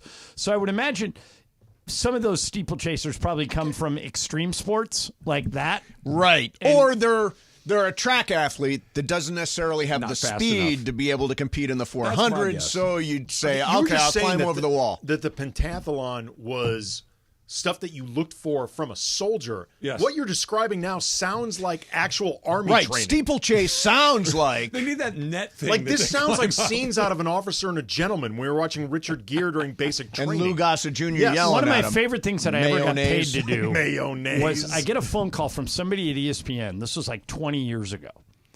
And this guy goes, hey, I got your number from a friend of mine who's a producer. And he goes, I need a sideline guy for the firefighter Olympics. And I said, I know what that is. What does that entail? What would I do? He goes, you'd basically just be interviewing the competitors when they got done with and I go, well, tell me about the Olympics.